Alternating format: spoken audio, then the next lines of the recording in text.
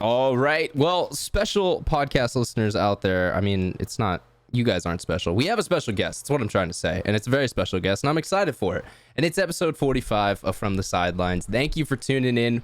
We've got a good one for you. So it should be a couple hours of pretty awesome content coming your way. Before we jump into our special guest, which if you've seen the title, you do know his name. But before we do that, let's jump over to Brando. How you doing, man? How's your day been? I'm good. I'm a little thrown off on this little later recording, but I'm glad to get into everything. I miss talking to you guys on the regular basis of every Tuesday. I miss you, bro. No, it's been weird. I mean, all of us are kind of thrown off. It's not the normal day. It's not the normal time, but our guest needed that, so we provided. So thanks, Brando. That's one of our voices here, and then our other host on the show, Steven Hatch. What is up, man? Welcome back, man. Ladies and gentlemen, back for another show. This is one of those shows that you definitely need to go check out on the video, at least at some point. Check it out on Spotify and or on YouTube. Because if you're looking at your video right now, you're going to be asking yourselves the question, is that Hatch's long lost brother? And seriously? No, it's not. It's Last Row Lopez. What is going on, man? How you doing? Hell yeah, brothers! I got to give that for the audience right there. But what is going on, man? I'm so excited for this. There is a glitch in the Matrix. There are two mullets on this show. Let me tell you what is happening. What is happening, dude? Right? We have 20-year-old mullet and we have 30-year-old mullet. So we're gonna compare the two. We're gonna see what happens. We know what we gotta squash that. You guys are talking about me being like 37 years old. Yeah, I saw that last show. Come on, guys. I'm in my 20s. All right. No, I know, but I just look like leather. I did some concrete back in the day. You know, I just aged poorly. It was a hard life. It was, yeah. Well, awesome, man. I mean, that's a great segue there. You said Texas Heat. You play for the Austin Oni, which is a D5 team, or I guess you coach with them. I know you're part of that organization. So weirdly, like, semi-famous. No D5 team should be famous, but like people know who we are. It doesn't make any sense. Team, right? So yeah, I mostly coach because I did my time in tournaments, so I want the youths to like really get to compete. I'm like, coach, I just kind of stand there and watch, right? It's D5 coaching. I don't know a whole lot, it's kind of like, oh, should I tell? I don't know, man. Fuck it, That's kind of how things are going. But yeah, we're just known for like having fun and like being friends with people. Like that's kind of how people know who we are now. It's pretty sweet. We've only have 3 tournaments under our belts, but it's going pretty good. We're 5th place right now in Bunker Fest as a series, which is actually pretty good. Yeah. Nice. And that is kind of your guys' like primary tournament series, you say, or? Yeah, exactly. Okay. Yeah, we're doing that. We have a couple guys doing USXBL with Austin Notorious D5. Mm-hmm. We're throwing some buys out there to get some more practice in tournaments, stuff like that. Yeah. I mean, as these guys will say, it's always good to play more tournament reps. Oh yeah, absolutely, dude. There's no experience like tournament experience. You can't get it. Like you can't get tournament experience just to practice. There's no way. That's why I encourage my guys, like, hey, even if you're not playing, if you're not on the line, like come to the pits, like come help out and see the pace of how these tournaments go. And get a feel for it and think of it if it's really something you want, because it's fast paced. Yeah, it's a different animal. You learn your pit etiquette real quick for sure. Oh yeah, right? Because they're so cramped and it's like, dude, people start body checking each other. It's like, dude, give me the fucking pause, and you're just bumping them around everywhere. Especially divisional pits, man. Oh my god, you guys got no room over there. Yeah, bro, don't even be started. Zero room. It's so bad. I am gonna cut in real quick because I'm being a bad host. I do have to mention our sponsors, who thankfully help support us and put this show on the air. So. First one we got is Liquid IV. So thank you to them over at Liquid IV. We will talk about them more later on in the show. But if you want to save some money, use code Mafia_Moffitt, and you're going to save 20% and get free shipping. So go check that out. We also have NECTR.energy. I was going to say .com. It always trips me up, but it's just NECTR.energy. It's an awesome little energy product, which, again, we're going to talk about later. Hey, even Last Row's got some, so it's made its way down to the south over there. So, yeah, those are 2 great sponsors. Thank you to them. They help support the show, and you guys might want to stay tuned, especially if you're a Patreon member, because later on in the show, we're going to be giving away this Scintilla. So we're going to be doing the spin live, and funny enough, Last Row is on that list. He's a Patreon member, so he may win it live on the show. Brother, I am hoping. Dude, that would be so cool. I am hoping. I kind of hope we are going to prove that it's not staged, right? Yeah, that's the only thing I'm worried about. But we'll see. We'll see what happens here. But yeah, guys. So sorry about that. Back into the show. It was funny. One of the things you mentioned, you were saying we're a D5 team that people know about, and they shouldn't. That reminds me back in the day of the Paraplegic Turtles. I don't know if you remember that name. It was a divisional team that everyone knew about just because they had a dope ass name. That's pretty good. I like that a lot. All right. You guys haven't heard of Paraplegic Turtles? I've never heard of the Paraplegic Turtles, bro. Fuck yeah, dude. That is next level. Were they just wheelchaired up? Like what? What's No, the deal? they were normal walkers? functioning humans. They were not disabled. They should have had a coach in a wheelchair at least. The pond runner. Did they at least have one guy? I know I don't know. I'm believing they're derived from the old school like 10-man paraplegic turtles, which I know the captain Dale Price. He has like a bunch of YouTube videos of old school paintball on YouTube. He had, I think, one leg, running around on the field with a peg leg. Cool. So that's cool. That's maybe where that came from. Okay. I'm gonna assume. I don't know if like the whole team was. I don't know. Can you imagine? I don't think the whole team was, because it was like a dope divisional team. Like I know they did good and won shit. Like. So this is not the same Turtles from that 1996 World Cup video. Oh no! That's a different team. Different species of turtle. Very different species of turtle. We're talking about turtles that can walk. Those are able-bodied turtles. Gotcha. All right, now I know. More of a limp. It's more of a limp. More of a limp. Oh god. Bro, I didn't slow him down, dude, at all. What a god, dude. Paraplegic Turtles. Shout out to them, dude. But yeah, so that just reminded me of that because you said. But I mean, yeah, man. So Austin Oni, I mean, you guys formed just this year, like you said. I think, first year trying on the D5. We started back in like November of last year, and then we just immediately played a tournament and got our butts kicked. Definitely, we scored maybe 2 points. I think it was technically 2 points. I think we got a dirty hang. But we scored 2 points in our first tournament, so that was like a win for me, dude, for real. Yeah. Like I was just like, we were literally a team for a month. Most of our players have never even competed. Actually, no one competed besides myself.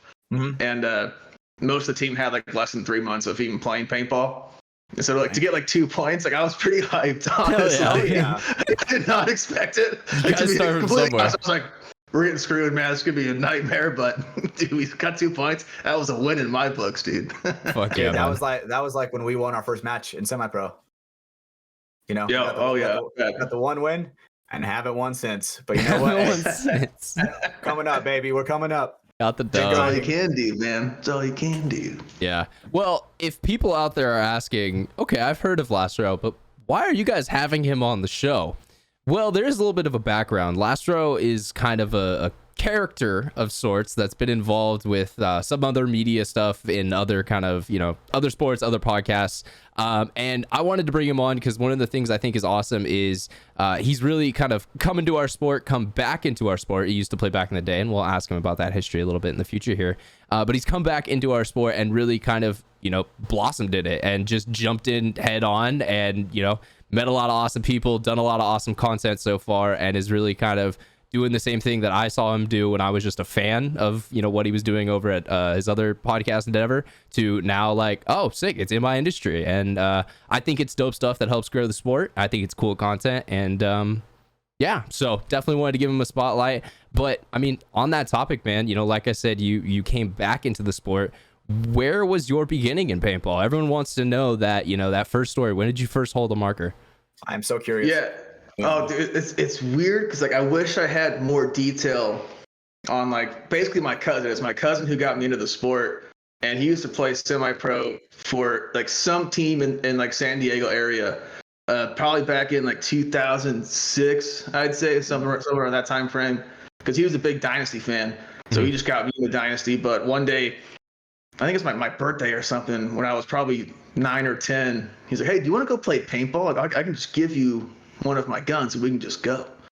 I'm like, yeah, I've never tried it. Let's do it. So he gave me this Spider. I don't even know what gun it was. Spider right? Victor, hopefully. Right? Like I don't know. And the thing is, I don't even know what team my cousin played for. Like we don't talk. I haven't talked to him in probably 15 years, But we just went to like SC Village of all places, which just had that like super famous footage of like the fight. You guys talked about that on the last show where they were like fighting because that dude like overshot each other and they're like, like, on like rec ball. What are you doing, fool? Like I was like, like the way they were talking like that's SC Village. I know it, and like the comments confirmed, you know. Yeah, but SC Village was wild back in the day. Yeah, dude. So we went, and there's like even for rec ball there was like amateur and then like intermediate for rec ball. There were so many people that would go. And my cousin's like, everyone knows me here, so we have to go to the intermediate one. I'm like, sorry, dude, you're gonna get dunked on. I'm like, okay. I'm like, I don't even know what we're doing, but sure. So it was just like 50 on 50 rec ball with a bunch of like speedball dudes. And I'm just getting dunked on constantly. Like, this sport's stupid, bro. What is this? Stupid. Like, I don't know how to shoot with my left hand. I know nothing. He just brought me out there and used me as a shield. Or you're Kentucky right-handing? Yeah, dude, for real. What year was this? Because probably like 07, 08, maybe. 07, something like that. So you probably had some dudes semi-uncapped out there. They're just laying hate. Oh, yeah. I do know, like, now looking back, there was for sure the guys that were doing that. I'm pretty sure I was too without even knowing it, you know? But he got me into it. And then I brought my friends to, like, the beginner walk-on rec ball thing. And, like, oh, okay, now everyone kind of sucks. This is really fun. Smurfing. And that just kind of started it. Did that, had that spider for a couple years. And then it just broke, and I didn't even know if paintball places like could fix things, so I just threw it away. And then for Christmas, like I don't know, probably freshman sophomore year, I got this knockoff Tipman like M4 looking paintball gun. It looked like legit like a rifle. Was it the had Cronus? A magazine and everything. Or that doesn't sound familiar. But dude, it had a 24-inch barrel on it, dude. I was like, it's like an M4 looking sniper. And it's like, that looks so stupid. I want it. Was it mag? So it was like, dude. No, it had a hopper on it. Like gravity okay, but it also had like a fake magazine looking. It had a fake little mag, yeah. Oh, I may have been their BT line. I remember those. Dude, the thing was like $250. Like it was cheap as dirt, and it was a 98 in a different shell, pretty much. Yeah, probably. And I spray painted it, of course, like rattle canned it with like camouflage, like my old mask that I had. I don't even know what that was. And I started like playing with that thing. It was just fun trying to snipe people, but it didn't do nothing. Everyone wants to snipe at first. Right? I tried this too. I'm gonna be fully honest. And it's not sniping.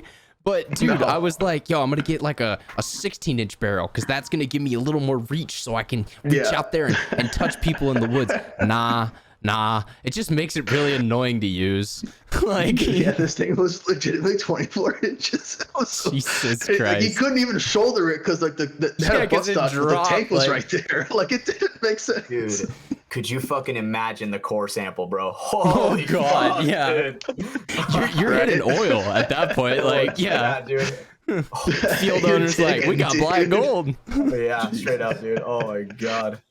So yeah, I did that through high school, just like onesies, twosies over at SC Village with friends when we can afford it, you know.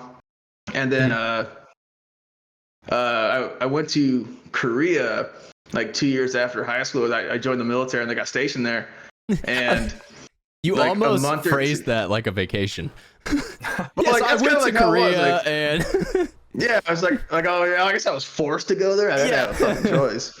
The government was like, hey, dude, you're going. And they had randomly just a single speedball field like at our base. Like no one ever used it, but there was a speedball field on base. And me and my platoon one day, hey, let's just go have fun and play. Rent the Tipman 98s and go have fun. And there was a team, or at least like dudes wearing like jerseys with, you know, like electric guns or like decent guns. And they were just having fun playing around. And they asked us, like, hey, we'll do like the 6 of us versus like the 20 of you guys on the speedball field. Oh, I always loved those games. We've done that. And so I was like, I know, I knew they were going to beat us. Like, I just know. But like, I did have some knowledge of how speedball works. I used to watch it. And I'm like, I'm going to go Snake because I doubt they're going to expect someone to go Snake. And so I went to Snake and like I crawled probably like Snake 2, Snake 3. And I shot some dude in the foot who was playing in the center. And Like we all ended up losing. We all ended up getting shot, but I killed one dude in the center. And he walks up, he's like, dude, which one of you guys shot me in the foot with a Tipman like 98? Like, how is that even possible? I was like, it took me a while, but it was me. Nice. He says, dude, we're doing tryouts in like 3 weeks. You should just come out. Because like, you obviously have some experience. Damn. And I didn't know anything about speedball really, or anything about who these guys even were. Didn't even know their team name, nothing. In Korea. Like, yeah, right. It's like in Korea. And it's in Korea. Holy fuck. Yeah. God, and I'm like, why not? So me and two of my friends go try out. The only 3 people that tried out the whole base, because it's paintball. It's like weird. It's like we're also in the military. We're constantly busy. Mm-hmm. So like the 3 of us were the only 3 that went and tried out. So naturally, like 2 of us made it. No way. That's crazy. I'm still convinced that like we made the team because I spoke English, and they're like, he knows how to communicate at least, you know. And then they're like, oh, we're a D3 team. And I was like, what, dude? I just walked onto a D3 team, bro. But it doesn't make any sense. How good is Korean D3? No offense if we have any Korean viewers. I couldn't tell you. I couldn't. So this was 2014, right? I was 19 years old, right? Okay, yes, this was okay. This is PSP still, like the last year of PSP. Last year, yeah. True semi. Oh yeah. Yeah, yep. So like I joined. I didn't even know we were D3 for like the first couple of months. You know, there's only 8 of us on the team. Practice was weird. I didn't even know how to practice. Like, I didn't really know anything. The Korean national team was a D2 team. There's like they just call them the Korean national team. We scrimmage them like twice a month. Wait, are we talking South Korea or the People's Republic of Korea? The Republic of Korea. Yeah, the southern it was dudes. that one. All right. The dudes up north like probably just would shoot us with real guns because we were all in the military. Besides like one random civilian, like I don't know, he's like a cook or something. I don't know what he was doing. But like our tournaments, it sucked because every time we had a tournament, like I was training and doing something. So like we were going to Australia and the Philippines, and I couldn't go because like the Army's like, you can't take time off. Like we're training that month or whatever it was. And so it's like I can claim I played on a D3 team, but like I didn't really do anything. And like we practiced once a month because like I said, we were always just busy doing military shit. You can't just tell the general like, hey, I got paintball practice, I can't go train. Yeah, it's not gonna work out too well. But so essentially, you practiced with a D3 team. No, we were dive sponsored. Right? No, okay. There was our coach, our captain. I think his name was John. I think he's He played for Damage. All right, so he was a pro. I know in fact he played for Damage. Wait, his name's John? You said something like that. Yeah, it was more than likely John, but he played for Damage in Korea. I don't know what years he did. No, he did. He played for Damage way before he went to Korea, like joined the army and all that shit. Cool. He's a cool dude, and he's like, obviously a killer on the field. And so like you know what? I was D3 because we would scrimmage the D2 Korean team, and we'd usually win. There you go. Damn. Take that. Sounds like you were on a D2 Korean team, honestly. Sounds like, yeah. I should have joined the Korean Transient logic. team. I beat them. I'm better than them. One thing that I'm kind of trying to wrap my head around. You said you went to tryouts. And there were like 3 of you, and they picked 2 of you. Yeah. Could you fucking imagine being the fucking one guy that didn't get picked? That's a great ass point. Like Chris too. Like it was 2 of my homies. Oh my god. And Chris had like previous experience playing paintball, and Jason, the other guy that made the team, did not have experience. That's hella funny. He had no experience, and they're like, we'll take Jason over Chris. Dude, who know Korea's so cutthroat? How bad of a day did Chris have, man? Like, goddamn. And the thing is, when we tried, there's still only there was 9 of us technically. No, 8 of us. Yeah, there's only 8 of us, so we could have just taken Chris as a 9th to practice with. But they didn't. Jesus. Oh man. Well, yeah, this was 5s, so at least you would have like a 4-on-4 roster. You could play like 4v5, like man down, do situational shit. That would have been smart. Dude, it was the weirdest thing. Like I don't know how we were D3. I don't know anything about it. Like I didn't know anything about PB leagues at the time. It was just I was probably just the guy they were shooting at. Like, hey, fucking Scott, we'll just fucking kill them all the time and we'll have fun. Yeah, that's more than likely how it was coming out. But I did learn quite a bit from them, and like the the time we did practice, we had all day. No one played at the Army paintball field. You know, we did have a cool name though. We were called Seventh Element, which was pretty sick. Seventh Element, dude. That sounds like a fucking fire ass anime, bro. It was dude. dude, I didn't even think about that. That was sick. Fire. That's essentially, I feel like, what you were a part of. You were part of an anime for paintball, like. Dude, you gotta send me dream. Do you have any pictures of like that time? Dude, I just have a picture of me at the tryouts where I'm wearing blue jeans. Blue jeans and a cut-off t-shirt, dude. And the fact you made it, bro, dude. I think I sent one of you guys that picture too, though. I'll have to see if I have it or something. But dude, it's so funny. The cutoff around circa 2012 to 2014, the cutoff shirt was the go-to for playing paintball. Amount of days I was in the woods wearing that, and just elbow pads. Like that was the move back then. Oh yeah. Dude, I didn't even know. So I didn't even know like what the point of forearm pads were. I was like, dude, these guys have like forearm pads. Were they scared of getting hit? And I didn't realize until we started like diving and sliding, like my arms were hurting, like so it was turf. I'm like, yo, why are my arms hurt? I did not like. I played football. I played every sport in my whole life. I did not realize that my arms were hurting because of the turf burn. I was like, I don't know, like poison ivy. I don't even know if Korea has that, but it's something. I don't know what's happening here. Like they didn't tell me much. I don't know. That's all funny.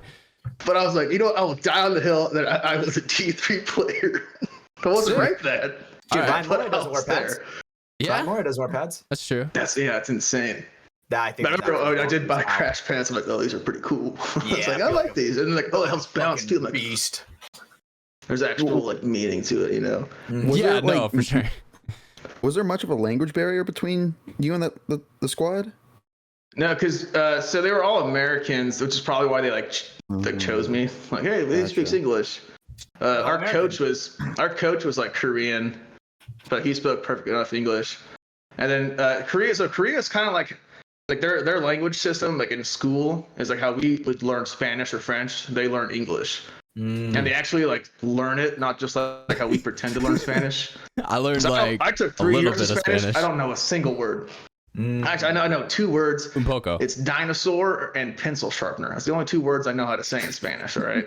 Well, all right. What is dinosaur? Dinosaurio. Okay. Fuck yeah. All right. Say that one more time for me. Dinosaurio. Dinosaurio. You just add an O to dinosaur and say it in Mexican, bro. Dinosaurio. Dude, I feel like sometimes he's allowed to say that. I feel like sometimes you can really get away with that, dude.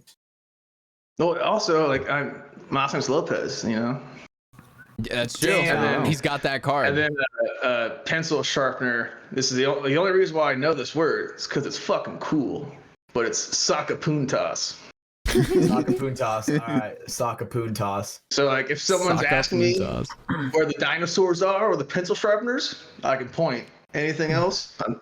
Donde es? Man. Hey, deadass, Marv put me in the charge of making all the calls. I'm putting Sacapunta in there somewhere, bro. Dude, he's in the Sacapunta. He's in the Sacapunta. Dude, I just watched a video of someone, their bunker was called Ligma. He's like, hey, kill the Ligma. Kill the Ligma. Everybody on the sidelines is like, if they don't know, they're like, Ligma? What the fuck? Ligma balls. So, fucking god. So you know how, before the point starts, you would yell like Dorito Runner, Snake Runner, stuff like that. I yell either Anne Frank for Snake Runner or 9/11 for Dorito Runner. Damn, You guys got some spicy calls. I think it's funny, dude. Like if the other team's like, did they just say Anne Frank? And then it starts, like maybe it's an advantage. There is a little bit of a mental game there. I feel like you're playing. There's like a 3-point stance. If I heard a coach yell Anne Frank, like, dude, what does that mean? You got to get a trans Frank in there. No one will be expecting that one. Right, dude. I feel like if I'm like getting like ready to run, I'm hearing them go like, Anne Frank. I'm like, dude, I'm changing up my whole play. I'm not going where I thought I was going, man. No way. Unabomber. Right. Yep. Damn, dude. TSA didn't get through. Yeah, I just think it's funny, man. Like, I came up with that. Everyone's like, "That's too much things. Like, how are we gonna remember that?" I'm like, "Oh, just figure it out." And usually one of my teammates will be like, "You know, it looks like," I'll yell Anne Frank 3 to run. I'm like, "Oh, snake." But yeah, nice. I thought that was kind of funny. I feel like it stands out too, especially when you're on the divisional fields. When you're, you know, you got all the games going on, all the different buzzers and stuff. You'd hear a loud Anne Frank over the crowd. For sure. And dude, I'm like weirdly loud. Like I can use my chest to yell at people and stuff. You gotta have someone so before you give your call, yell out Bush did, and then 9/11. Bush did it. That's funny, dude. That is fucking good. No, I think Helen Keller is like the leading cause of 9/11. Dude, I'm kind of convinced too. I know what you're talking about. It's crazy. Like part of like, so it wasn't like, it was like Building 7 or whatever the hell it's called. Yeah. Like got hit with debris, and it was like the Helen Keller Foundation. I think the terrorists just really hated Helen Keller and missed Building 7 and hit the towers. Well, I don't think they hated Helen Keller. I think they were trying to cover up all the information and facts that we have that Helen Keller was a liar for her whole life. That's true, yeah. And they had to get rid of the evidence. So they also got rid of 2 towers next to it, and that just kind of was tragic. But they got rid of the Helen Keller evidence. The towers were a distraction. They were. Dude, we never thought about this. Okay, they're winning me over now. Okay. Brandon, you of all people should know Helen Keller was a fraud. I know you know she was a fraud. Absolutely. I'm saying I'm getting on their side now. Like I agree with me and them, we agree. You know, okay. We got Brandon Hatch. You gotta come along. All right, let me just say one thing, one positive thing I have to say about Anne Frank. Not Anne Frank, fuck. Helen Keller. Helen Keller. Dude, she got me through 3 book reports, baby. Shout out to Helen Keller, dude. She got me through 3 book reports. No, she didn't get you through those. Her handler got you through those. Because everything Helen Keller ever said was a puppet for Anne Sullivan. I will die on this hill. Helen Keller was a puppet for Anne Sullivan. What information did Helen Keller know that we didn't? What did she know? Nothing. She knew nothing. She knew the real location of the Library of Alexandria. Holy fuck. It didn't burn down. Helen Keller knew where it was. She knew where the Declaration of Independence was, and that's why we had to get rid of her. Damn, the only thing she could see was the doorway, bro. The doorway for everything was black until that. Yeah. She was gonna rebuild Constantinople, dude. Come on, Helen Keller. God damn it. Holy shit. Jesus fucking Christ. Oh, okay. Well, this podcast took a turn. It's a paintball podcast, guys. Yeah, so I don't know. So, all right. So you were playing back 2014. You're in Korea. You're playing with the D38 team out there. You know, kind of how did you get to kind of where you are now, playing, you know, helping out the Austin Oni guys? Yeah. So I got like cut from the 7th element when I told them I couldn't make World Cup. like I'm training that month again, and they're like, "Well, we don't need you." I'm like, "Well, I can just play." And they're like, "Nah, you're fucking fine." I'm like, "Okay, whatever, dude." So like, I played for like legitimately like 9 months. You know, it wasn't even the full year I was there, but just did my regular army stuff. Like got out, didn't play for like 9 years. I got back into paintball probably last year.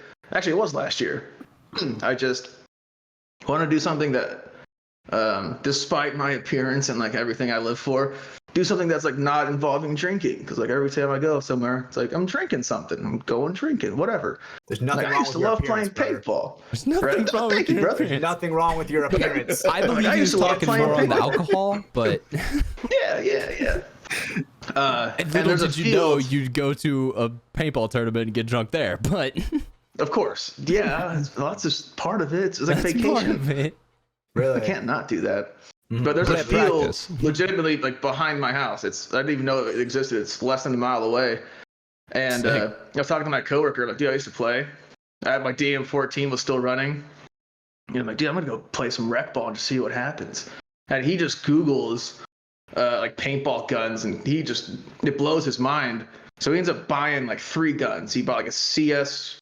No, he bought like an LV 2. LV2, LV, yeah. Wealthy like man. CS3. He has like 3 crazy guns and a Lux and whatever the fuck he bought. He just went out and bought everything. Maybe. Yeah. Goddamn. Team 40. These 3 look nice. Yeah, right. That's exactly what he did. And so he goes with me, and I'm like showing him like what I know. and he really likes it. He wants to go next weekend. So we grab another dude. We go next weekend just playing rec. And that guy is actually Anthony Hernandez. You guys know about him? Oh, yeah. On the team. I've seen some of his posts. Yeah. It's Anthony, Great dude, bro. But it was him. So and he just fell in love with it. He just took it to the next level. And I was saying, like, dude, I don't want to play on another team again. So I don't want to have like a coach. Like, hey, you got to wake up, come to practice this time. Blah blah blah. I'm like, dude, I'm a grown adult. I don't want to have a coach tell me things, you know. So I told him I'm not going to play on a team. There's been nights I've texted you at like 3 a.m. your time, and you have practice the next morning, and I'm like, bro, go to bed. Like, I'm a champion. That was a funny time. I was like commenting on one of your posts, and you're like, dude, you have practice in 6 hours, but I'm still alive. And I went. God damn it. That was so funny. I was playing the Anna Kendrick like Cup song from Pitch Perfect. Dude. Just, like, in my dining room. I was literally just playing that for like an hour, dude. Bro. It was great. So yeah, I got him on the team, or I got him into paintball, and then he hits me up. He's like, dude, if we make a team, our field like gives us cheaper paint. Like you get a discount for being on a tournament team. I'm like, that's genius. Like we'll just play one tournament and then never play again, and we get cheaper paint. And of course, that turned into us playing our first tournament like a month later, getting our butts kicked, which was great. It was really fun. Oh, we had multiple viral clips from that event too. Well, yeah, because who was it? Was it Yosh who got in that, or it was Yosh? It was Yosh, and the guy that's Hopper like went flying off because it hit the ref was Anthony. Yeah, okay, it was that clip. I remember that clip. Mm-hmm. Yeah. Dude, I like that one so much, dude. I've been watching that. I'm like, what the fuck is going on? What the especially he has that song too, right? Like he has that song where it's oh no, and it's just him.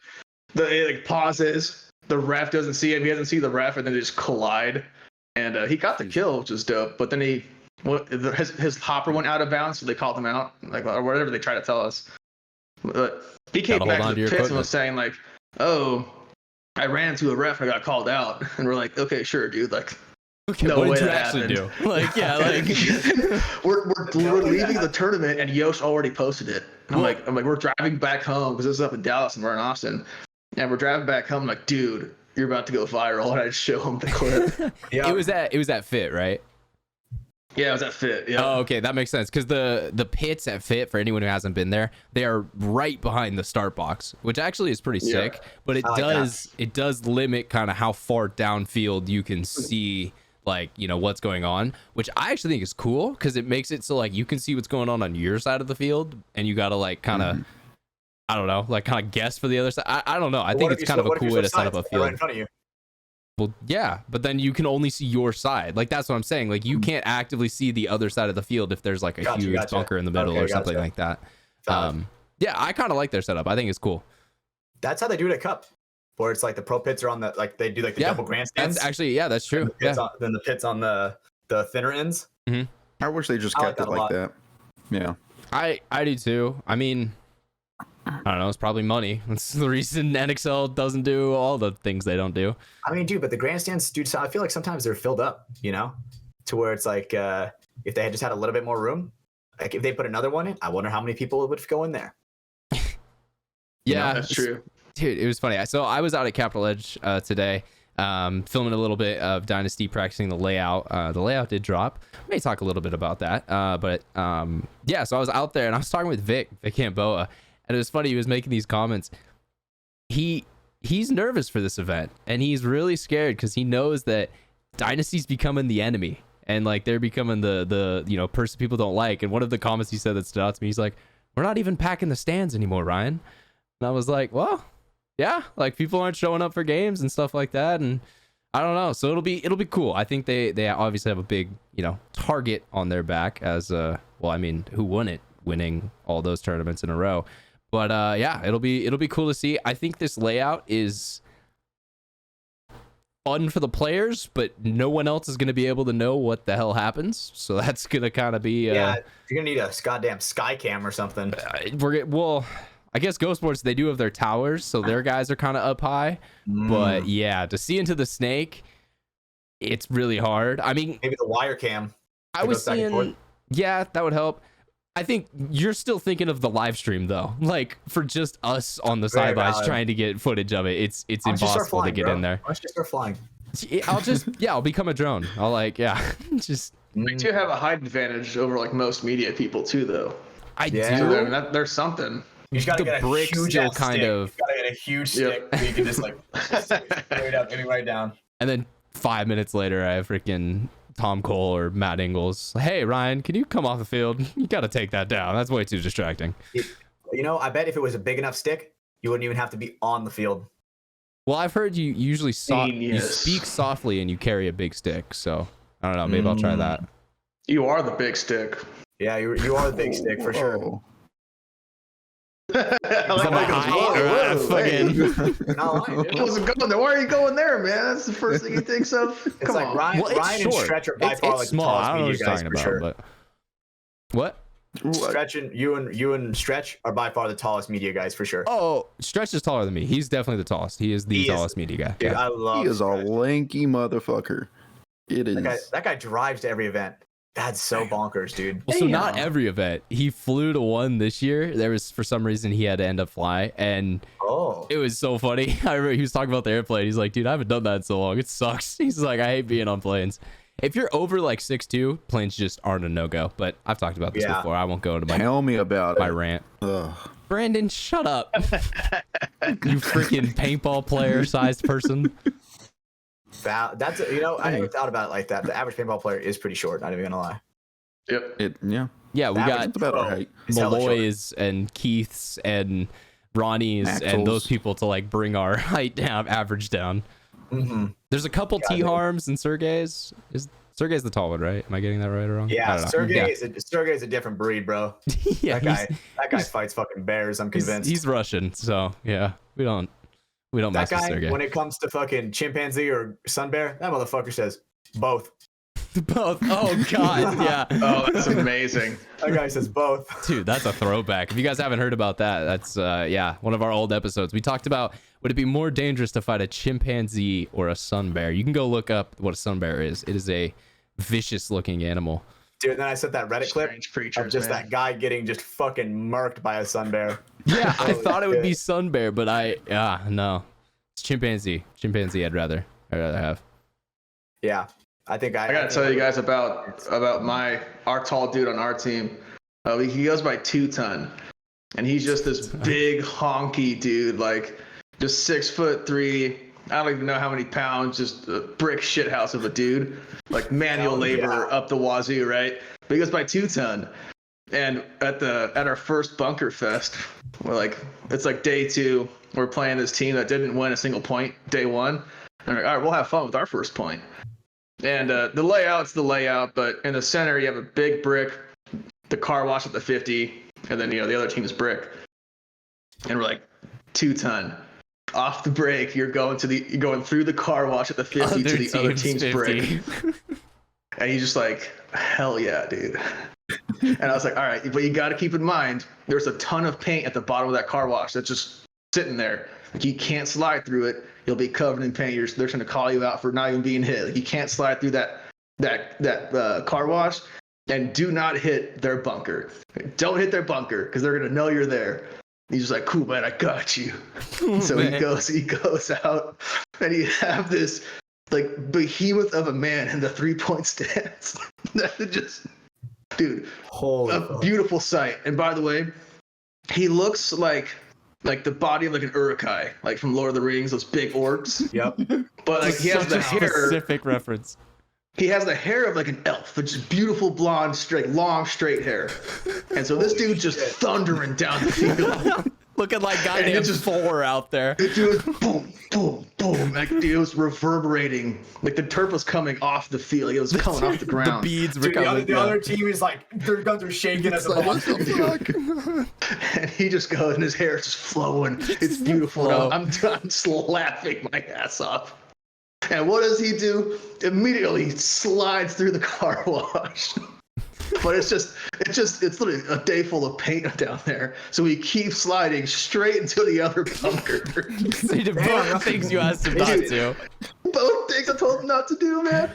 And dude, the stakes come off the ground from the bunker. Like, and then he pops up, he pops the top, and it just gets obliterated. The first like 5 seconds. Yeah, the first 5 seconds. Dude, I can just imagine. I can imagine, like, if that was a movie scene. First 5 seconds off the break, like him running, it's the cinematic great music. And then there's that like turn as he goes to slide where it just like goes to real time and you just see him get like fucked up, break everything, and it's like, oh god. It's like the Tropic Thunder.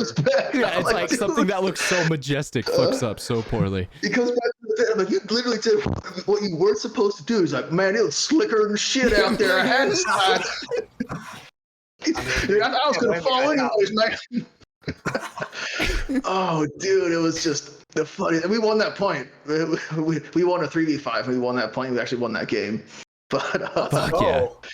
Of course, our other dude, his gun didn't work because he decided to change guns from the first day. You know, as you do in D5. So we changed guns, didn't chrono it. Gun didn't work. Well, I kept saying, like, what in the D5? And my teammates are like, stop saying that. Like, let's stop doing D5 shit. Stop doing Fuck. So valid. So like he like gets a new gun but doesn't make the start gate or the start box, so he's out. 2-Ton has no idea. He's clueless. He's literally he ran it down mid. He inted that point. That is the definition of just running it down mid. So he just did that, and then it was like a 3v5. Like, oh, we're gonna lose against this team that like didn't score a single point yesterday. And we clutched it, but God, was that just beautiful? This massive man just. Speaking of, so you're talking about his impressive flow. Hatch, are you ever gonna let the flow come out during a game? Because I know you balaclava up. Yeah, the thing is, right? I did just get it trimmed. Okay, so I'm gonna see that tomorrow. This weekend. You might see it this weekend. Well, I'm gonna see. Are you gonna wear a balaclava all weekend? I don't know, dude. Just the shiesty. So, all right, you know what? I'm gonna fucking say it just because fuck it. So Dynasty's gonna be out there, right, dude? I think it was you, a video that you posted, Ryan, like a little story or something. Like Oliver Lang was there or something like that. Bro, I'm a fucking huge Ollie Lang fan. Before Mike Arena, it was Ollie fucking Lang. Did I post a story today? Or I saw somebody post something and he was there. Did I do that? I don't know if that was me, but yeah, no, Ollie was there. He's practicing. Because this will be public, well... We have a bleep It's button. already been public. We have a bleep button. I don't know if he's rostered. I know that JT has printed a jersey for him. That's all I know. So we did see him practice though. That was posted. Like we saw him practiced last weekend. Yeah. He's practicing this weekend. I wanted to talk about that situation where they were like overshooting it last weekend. Yeah. Oh yeah. Yeah, no, that shit was so funny. Hey, shout out to Mike Arena, dude. I would have done the same shit. I see chaos going down. I said, "Get down, motherfucker!" Mikey Get said down. some. Dude, I love that shit, dude. Because the thing is, in my mind, I'm thinking it's like since it's like Dynasty and like AC Diesel, right? Because obviously there's like Hormesis versus like Tideware. I'm like, damn, dude, these are nice ass headbands making them soft, bro. I'm out. I thought that, dude, and then because. It was funny, right? Because they overshot each other for a second. Then they just raise their gun up and go boop, boop, with 2 balls. And I was like, that was fine. Then they got all mad at each other. And then Mouse is like jogging over. Well, it was funny. If you listen to Spick and Span, the way Kyle was talking about it, it was one of those things where it was like I don't know. I've seen guys do this before where it's like you guys both shoot each other out and you're friends. And then it's like, oh, I shoot you once. And then you shoot me once. And then I shoot you. And like I've seen dumb shit like that. And that's essentially what it was. It was kind of like a funny like, oh, I got you. Oh no, you got me. Like, you know, one of those dumb things. But then what happened was like other Diesel members got involved trying to like protect Kyle, and it was like Mouse said, Kyle's in trouble. Escalated from there. You started fucking running over there, bro. God damn it. And then Mike Arena, dude, hit him with the Jeremy Psalm, dude, from the backfield. From the corner, yeah. Sniping him, dude. That's hella funny, actually. Well, and noticed that part of the video. Who was it too? The coach. Is that Frank? Is that his name? I forget. There was the older coach who was right there, who was standing next to Kyle. He like steps in front of Kyle's barrel and takes like 2 to his face and what just the fuck? probably not his face, but like his mask and like just I don't know. Probably was almost gonna give the old man a heart attack. Freaking all this stress going on around him. What the fuck? No, it was crazy. And I think that was at ASG, I believe. Yeah. I low-key think that was a fit. No. It was not a fit. It was in SoCal. It wasn't fit? Oh, okay. No, it was. I'm pretty sure it was in SoCal. Yeah, Diesel's traveled down toward in SoCal. Yeah. Okay, gotcha. Main reason I know is because Verbal hasn't posted any Dynasty footage, and he would if they were in Texas. Oh, for sure. That's how you would know. If I post footage of them, they're at Capital Edge. If Verbal does, they're at PB Fit, and if Rye Guy does, they're at GG Sports Park. That's how you know, people. Yep. But yeah, so no, yeah. I mean, they were out there today. I was out there. Looking fun. They were practicing Impact and Uprising. We're also out there. Dude, Tyler Panaleo, I love you, buddy. You fucked me up today. I got roasted. I set up a shot on the back line, which I know is risky, and people don't take that out of context. I'm not actually mad at Tyler, but I set up on the back line. They decide to risky send him to like a weird spot that no one's been to yet, one of the pins on this near the snake side in the center, and it just so happens that it lines up perfectly for the shot I was trying to get of Alex doing his lane off the break. I try to stick it out because I'm always gonna try. If paint's already coming in, I'm getting hit. Might as well get a cool shot from it. Mm-hmm. I took like 3 in my lens/head, and I was like, I'm out. I tapped out. So Tyler, you made me tap out. Yeah, fuck you for that, Tyler. I don't even know if I could show it on the show because I'll have to stand up and put my leg up awkwardly, which isn't a good idea with the shorts I have on right now. Might see some scrot. A little bit, but people will see that at some point. But no, liner, I have. There is a liner. No, but I have a literal line on my leg of where you can see paint hit me going down the leg during that point. So that was fun. Not really, but yeah, got a cool shot I think out of it. Posted a reel of it. That was the one I posted today. Hell yeah, dude. That was Alex, right? The one that was receiving from Ty. Well, I don't think he got hit on that, but yeah, he was receiving the. They were gunfighting. Yeah. Gotcha. Okay. They were dueling, as you would say. You know me. Yes, I love some duels. Yes. Very much so. Well, yeah, Brenda. I mean, so I know. I was gonna say, speaking of today at the field, I know you got out there. We passed ships in the night. I was starting to come home right as you got out there.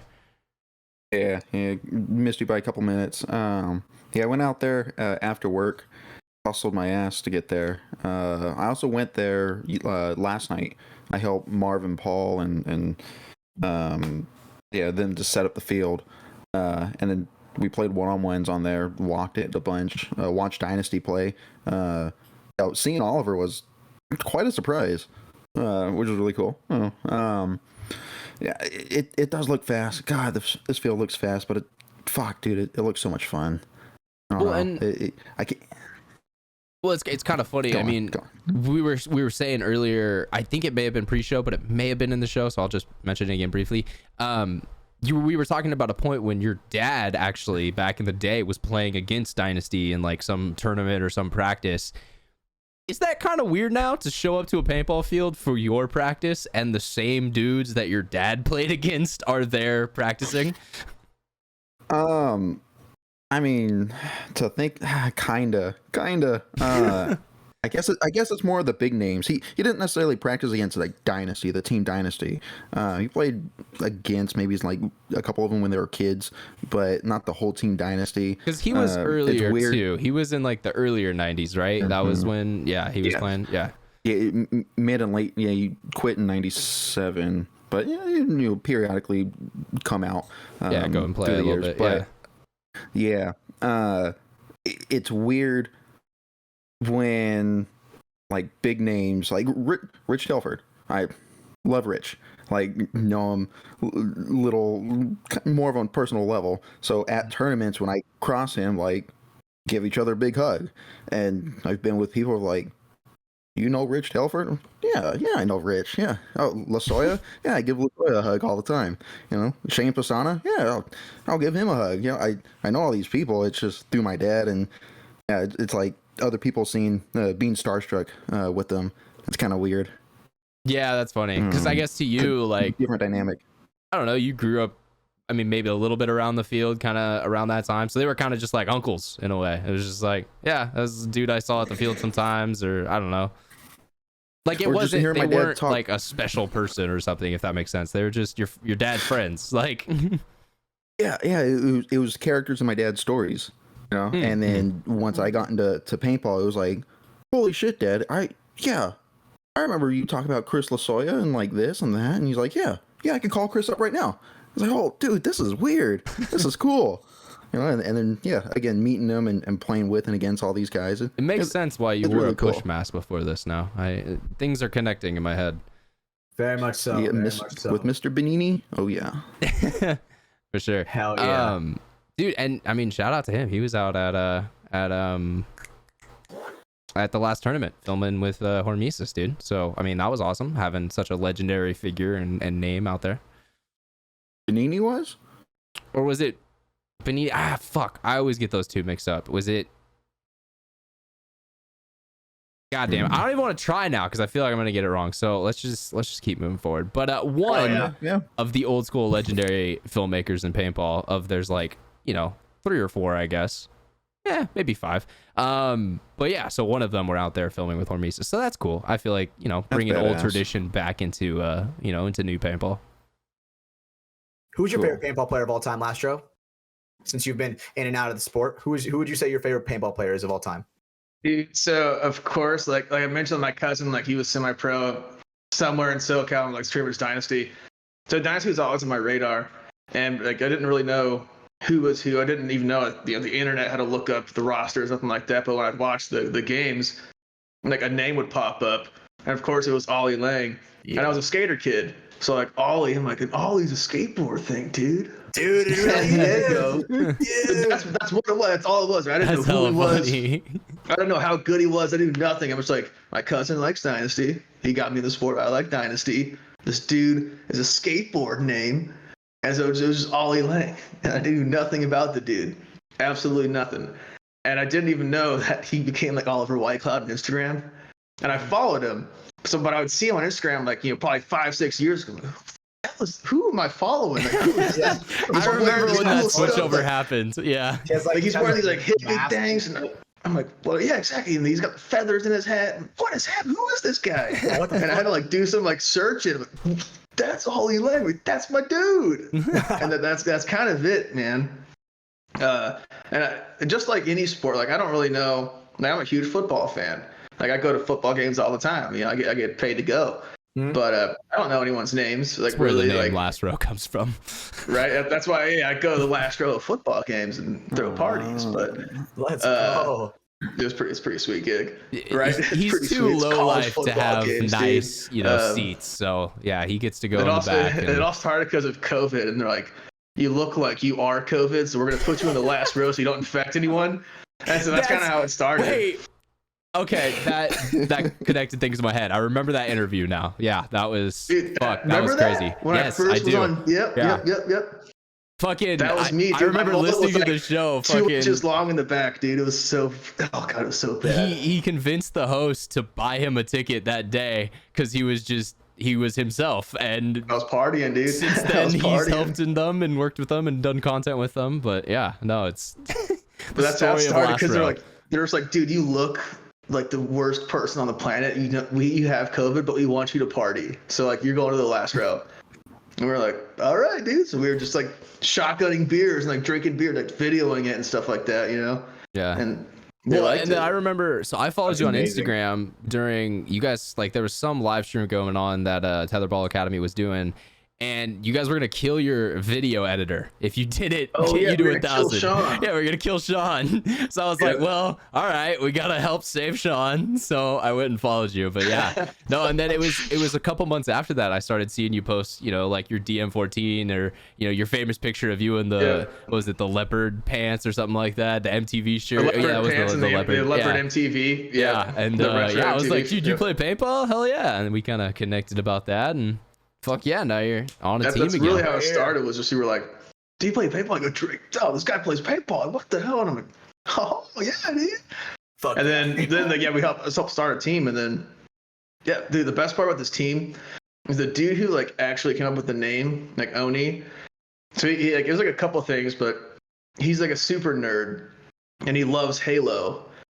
And like Oni is like the I don't know, something about Halo, the Navy or the National whatever the hell, the Space Force, whatever the fuck they're called. The UNSC, bro.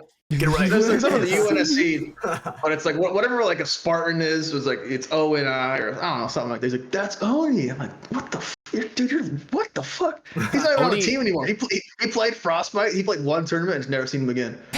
He was on the team for like 3 days. So. But made a fire ass name, so right. And my favorite part was like we lost Frostbite. We got Owen Ford. And you know what's gonna make us better? A different jersey.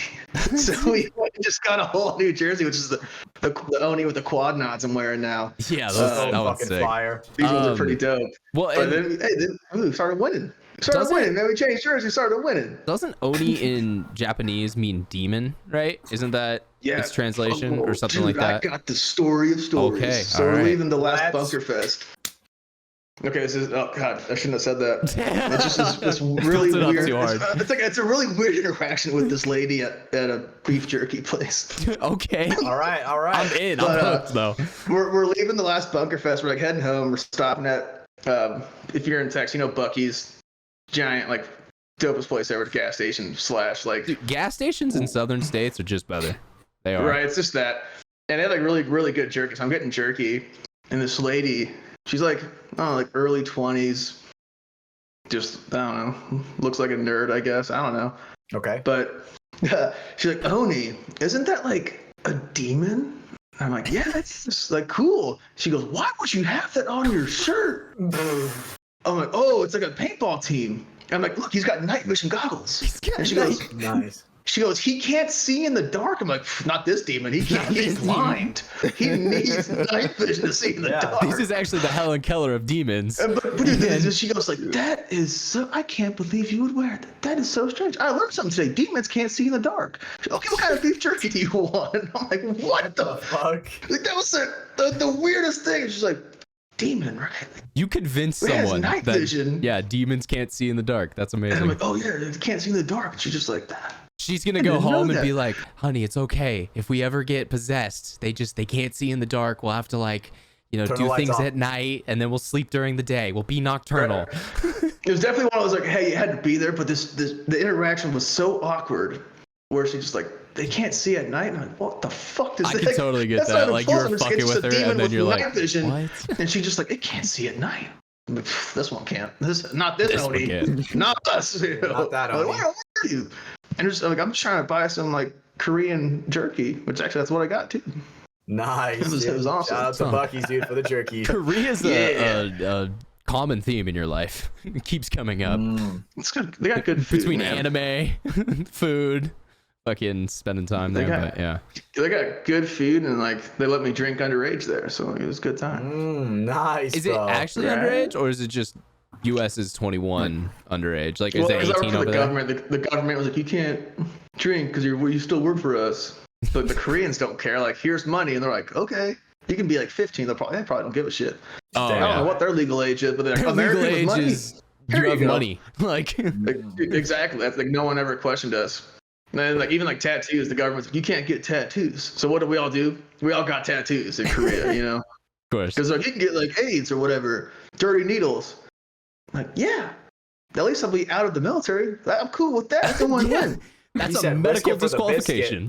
Right? So like, we didn't care. So like everyone I know got tattoos and you had like hide them for a bit and be like, oh, surprise, I've always had this. Gotcha. That's kind of how it worked, yeah. Yeah, that's pretty funny.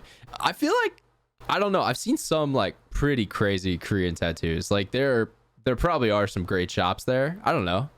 I feel like tattooing is becoming a really popular thing like for most parts of the world. Like it's there's still some Asian cultures that don't really like it, but like I don't know. Probably feel like you're just as great odds to get something over here as over there, if that makes sense. Yeah, exactly. And this is a dude's apartment too, which is pretty cool. You go up these stairs like a tattoo, like just a little like metal sign that says tattoo with an arrow up the stairs. All right, that looks cool to me. You just walk up these stairs. You don't really know which door it is. You just keep pressing like buzzers on each door.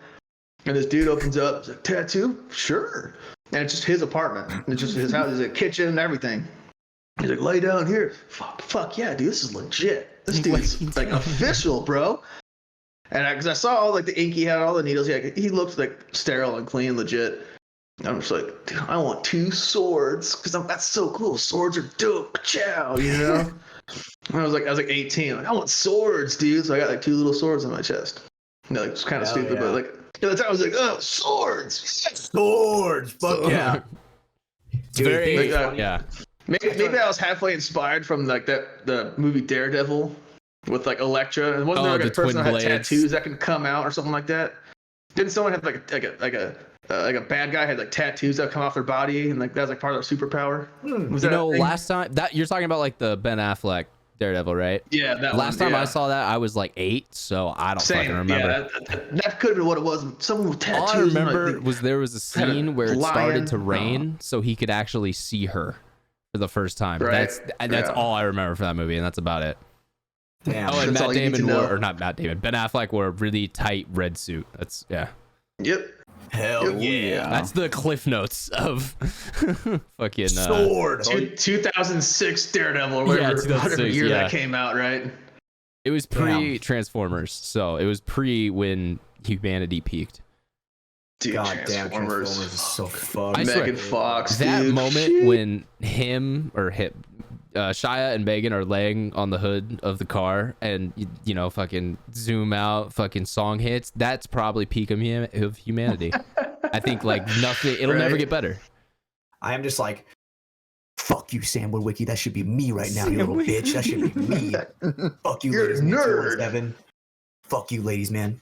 That's so funny. The fact you knew his username. What a pull. Good for you. That was impressive. Yeah. Yeah. That was I wouldn't have had that one off the top of my head. Well, unfortunately I do have to get to our sponsors, so I'm going to do that here in a second. But if you're listening out there, I would stay tuned because at the end of this, we're going to be giving away a headband. So give me a couple minutes, guys, and yeah, we're going to be giving away a headband. So stay tuned. But let's talk about Liquid IV. They're a great hydration product.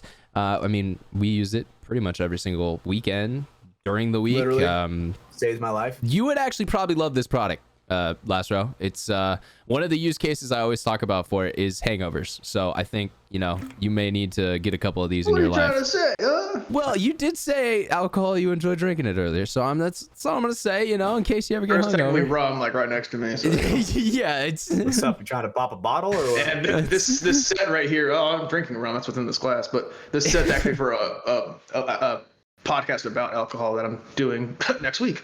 So. Sick. So where is that background? Do you know where that is? Guys, I was in the middle of a fucking ad read. I'm gonna go back to the ad. I'm sorry. So Liquid IV, if you guys want to head over to their website, liquidiv.com, you can get more information there. But essentially, it's a hydration product. So think of your Gatorades, your Propels, your I don't know, just other stuff that you would use, Pedialyte, Transfuse, stuff like that. It's going to be probably a little bit cheaper than those, like Pedialyte, Transfuse. I know those are usually on the more expensive side. But the great part is, I mean, you're getting 3 times the electrolytes you would of, drinks like Gatorade, stuff like that. It's got vitamins B3, B5, B6, B12, and vitamin C. So you're getting a lot of great stuff there. The vitamin C helps boost that immunity. So when you're not sleeping all that great at events, give yourself a little bit extra support there. They have awesome flavors. I always got lemon lime. Lemon lime's always going to be in my hand because it is my number one. Brandon's is golden cherry. Hatch's strawberry, I think. That's your favorite? I actually have golden cherry right now, actually. And I'm cheating on lemon lime tonight. I'm drinking a watermelon, but it's okay. Every now and then. That tastes amazing. She doesn't have to know. Golden she doesn't have to know. Go to. Fuck yeah. All right, so we got another golden cherry go-to. Well, yeah, guys. I mean, so you head over to Liquid IV. Like we said earlier on in the show, if you use code Mafia_Moffat, you're going to get a 20% off discount as well as free shipping. So that is not a one-time use code, so you can use it anytime you head over to the website. You'll always get that 20% off, and it's going to show up for free. But yeah, guys. I mean, yeah, go check them out. liquidiv.com. Last time on that. And moving next over to NECTR. So NECTR Energy, got both their flavors here. I have one backwards. Let's flip that around. There we go. Perfect product placement. Beautiful. But yeah, so we got the 2 flavors, ice mango and just their regular, I think it's just, fresh mint. It's just a kind of ice flavor. I very much enjoy it. Definitely gonna pop one of these in after I do this ad read. I got one in right now. Well, there you go. They're, a little neurotropic pouch. So when I say pouch, think of, kind of like a tobacco dip or something along those lines, Zin, something like that. The big difference is, though, this product has no nicotine or tobacco products in it. So it is just filled with caffeine and some neurotropic blend. So it's going to, gonna get you a little bit boosted and awakened up with that caffeine, but the neurotropics help kind of dial you in, make that brain work a little bit better, be a little more focused in, which I think all of us can use at this point, let's be real. But yeah, so you guys can go check it out. It's NECTR.energy, and NECTR is actually spelled NECTR, so NECTR.energy. Voice cracking up there. But if you head over to that and then use NECTR.energy/MafiaProductions or use the code MafiaProductions, all one word on that, you'll be able to get 20%, or not 20% off there. I'm sorry, I'm still thinking of the other one. You'll be able to get a buy 2, get 1 free. So you'll get 2 cans and then you'll get an extra one as well. So you can try out both the flavors, and then whatever one you like more, you can get a free can. And then free shipping on that code as well. So same thing, it's going to show up for free. It's going to be at your door nice and soon. So definitely go check that out. That was one more time, that was NECTR Energy. The code over there is Mafia Productions, so all one word. All right, guys, I think it's time that we do this. So the podcast is going to bleep for just a second as I bring up the other thing. So we'll see you guys in just one moment. Let's jump right back into this. We got the random number generator pulled up now. So if you guys seen any of the giveaways I've done before for the Patreons, the way we do this is we're going to hit this number twice. So we have all of our entrants listed over here on a spreadsheet, and Last Row is actually a part of that. So he could see that, he could potentially win as well. But the way I do this is I'm going to hit it twice. So the first one is just going to be for how many times I'm going to roll it when it's on the actual number. And then the second one is, going to be the actual correct pick. So let's see here. We have 12 entries because our Patreon producers do get double entries into all giveaways. So appreciate you guys out there giving a little bit extra support. So we got our 12 entries. So first 1 through 10, we're going to see how many times we're going to click it. So we got a 7. So we got a high roll here. So now 1 through 12, this is going to be for the marbles. So we got 1, 2, 3, 4, 5, 6, and 7. So it landed on number 2. Let's go check out who that is. And that's actually one of our newer patrons, Dave Morgan, who is a Patreon producer. So he got 2 entries, which helped him out there. Otherwise, it would have gone to Josh Phoenix. But Dave, you won a headband, man. Dude, got a awesome, Let's go, Dave. You got an awesome Scintilla over here. I'll put this in my gear bag. So if you see me out at the field this weekend, definitely know what is up. But yeah, man, congratulations. You are the Patreon headband winner for the month of May. And yeah, thank you for your support. Definitely appreciate it. What's up? Am I allowed to text him that he won it or what? Yes, you can. Yeah, that's fun. All right, cool. Go. So we are going to go back to the main podcast platforms. Just give us 1 sec, guys. We'll be right back. All right, guys. So welcome back into the show. During our break, Steven. I don't know why I called you your first name. Hatch was okay. Are you just gonna leave the show? I get it. First name? I get it. But I called him his government name. He's a little heated. Whoa. But Hatch was bringing up the first time that him and Last Row met. So what was that story, Hatch? Okay, so if I'm being honest, I'm low-key completely triggered at it because we are at NXL Texas, right? Obviously. My boy Last Row's Austinoni, right? So we're at NXL Texas. I am carrying like a fat ass ice chest, and I'm like, he's like, dude, what's up, bro? And I'm like, I am so sorry, I gotta go play, bro, because I had to go play in like 30 minutes. And I was like, dude, I'll be right. As soon as we're done, I'll come say hi, right? And then I was like, dude, all right, so where are you gonna be at? And then he's like, I'll be over by the fucking whatever field, right? And I'm like, all right, I'll try my best to make it. The next So play our game, go back. I miss it. I'm fucking pissed. I miss his game, right? So then I'm like, I think it's like Sunday morning. I am like trying my fucking best to like work my way over there, right? And so finally work my way over there. I'm like, dude, when do you guys play? He goes, we finished. I'm like, fuck, dude. I just could not fucking catch a break. And then that was when you were there, Ryan, for a little bit of that, when we got to hang out a little bit. Yeah, no, I found you guys. I had a little bit of break on the pro field, so I was like, shit, where the boys at? Go, yeah, see what is up. And yeah, that's what was up. That's where we got that famous photo that everyone's seen now of the age difference. Where I look like a year older, max. A year older. Just a year older, you know. Well, but Lopez, that event, so you listen to the show, so you know anyone above the age of 25 we call a boomer. So that's just how it goes, man. Yeah, it's bullshit. But, so that event, like we were, you know, our teams like we're ballers on budgets, you know, so we couldn't play like what we wanted to as far as D5 goes. So a couple of our dudes joined. Oh, dude, what's this dude's name? Owner of Enjoy. What's his name? Oh, Nico Hyde. Nico Hyde, yeah. So Austin Hypnotic. So a couple of our guys like joined their like D4 to do like the 5-man or what a 5v5, whatever it's technically called.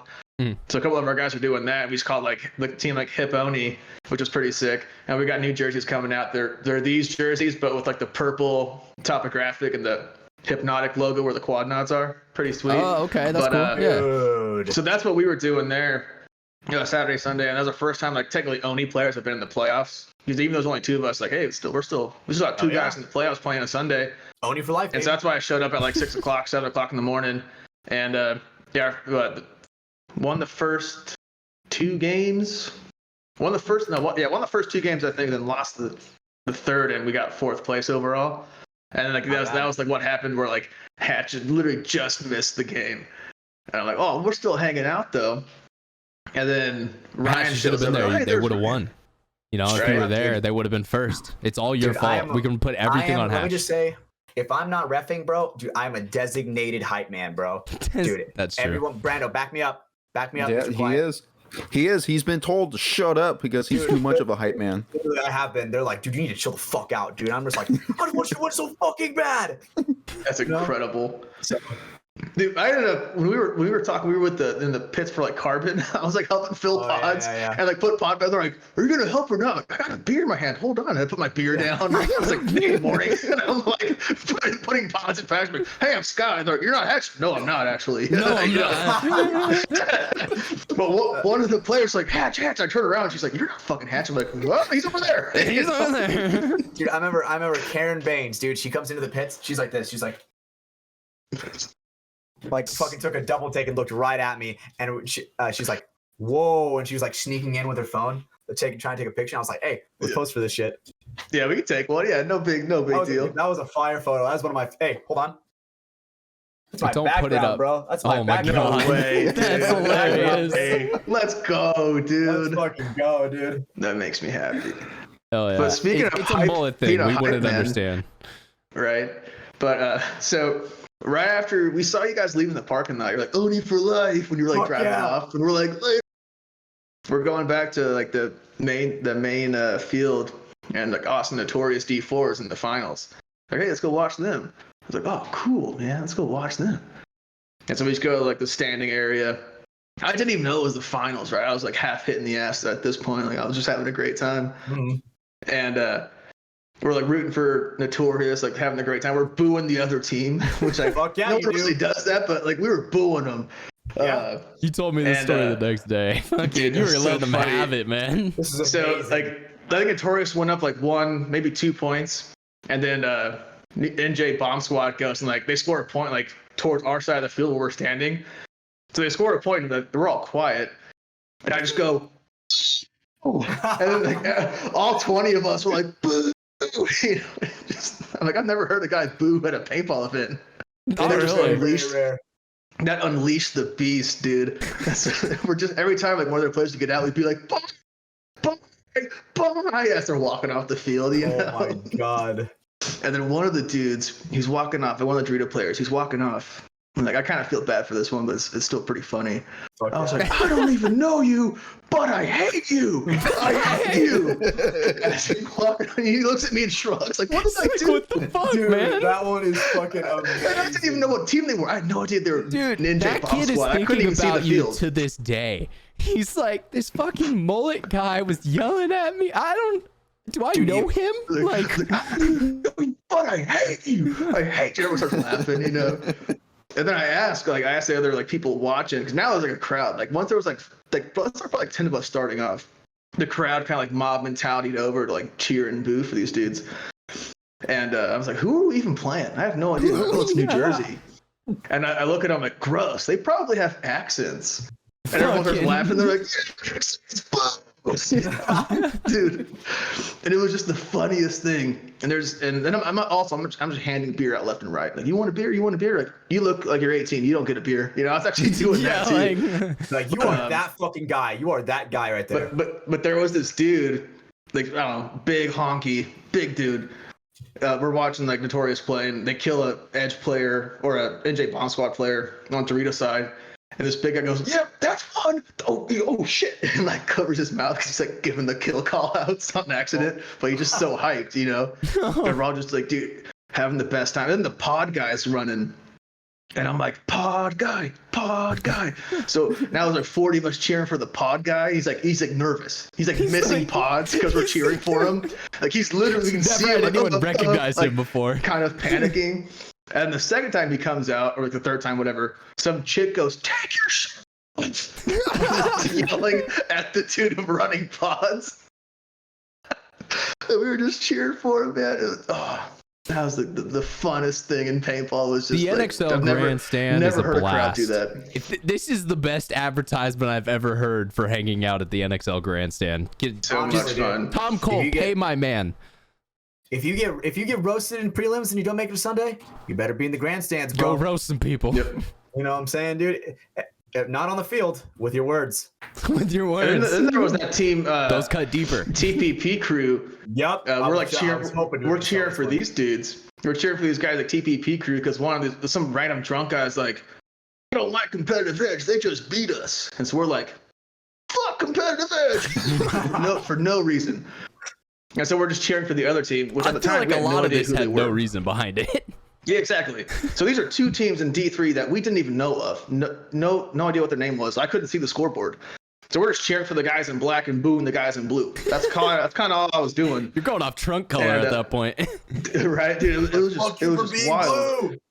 And then we're so loud, like Maddie Marshall is like on Ghost Sports, like, "Is TPP crew from Texas? Because they got a ton of fans in the stands." So some of you guys that video. Yep. And then they're like, "No, they're from Puerto Rico." Like, what? Why do they have fans? And just because some drunk dude's like, "Fuck competitive edge." It's really well, the whole crowd bought in and said, "Fuck competitive edge." The weirdest thing was like, dude, I felt bad for those players, but also it's a sport and like you get booed and that kind of stuff happens. We're like, why are they saying "fuck us"? Well, you also got to think of it this way. But like also, it's like any NFL game or college game, like when the away team takes the field, everyone gets booed. So I'm like, for sure, it's a sport. Yeah, it's of course. The way it is. What I was gonna say, you pretty much like you gave TPP experience of a lifetime. They'll never forget that match. They're like, guys, we fucking, did they win or?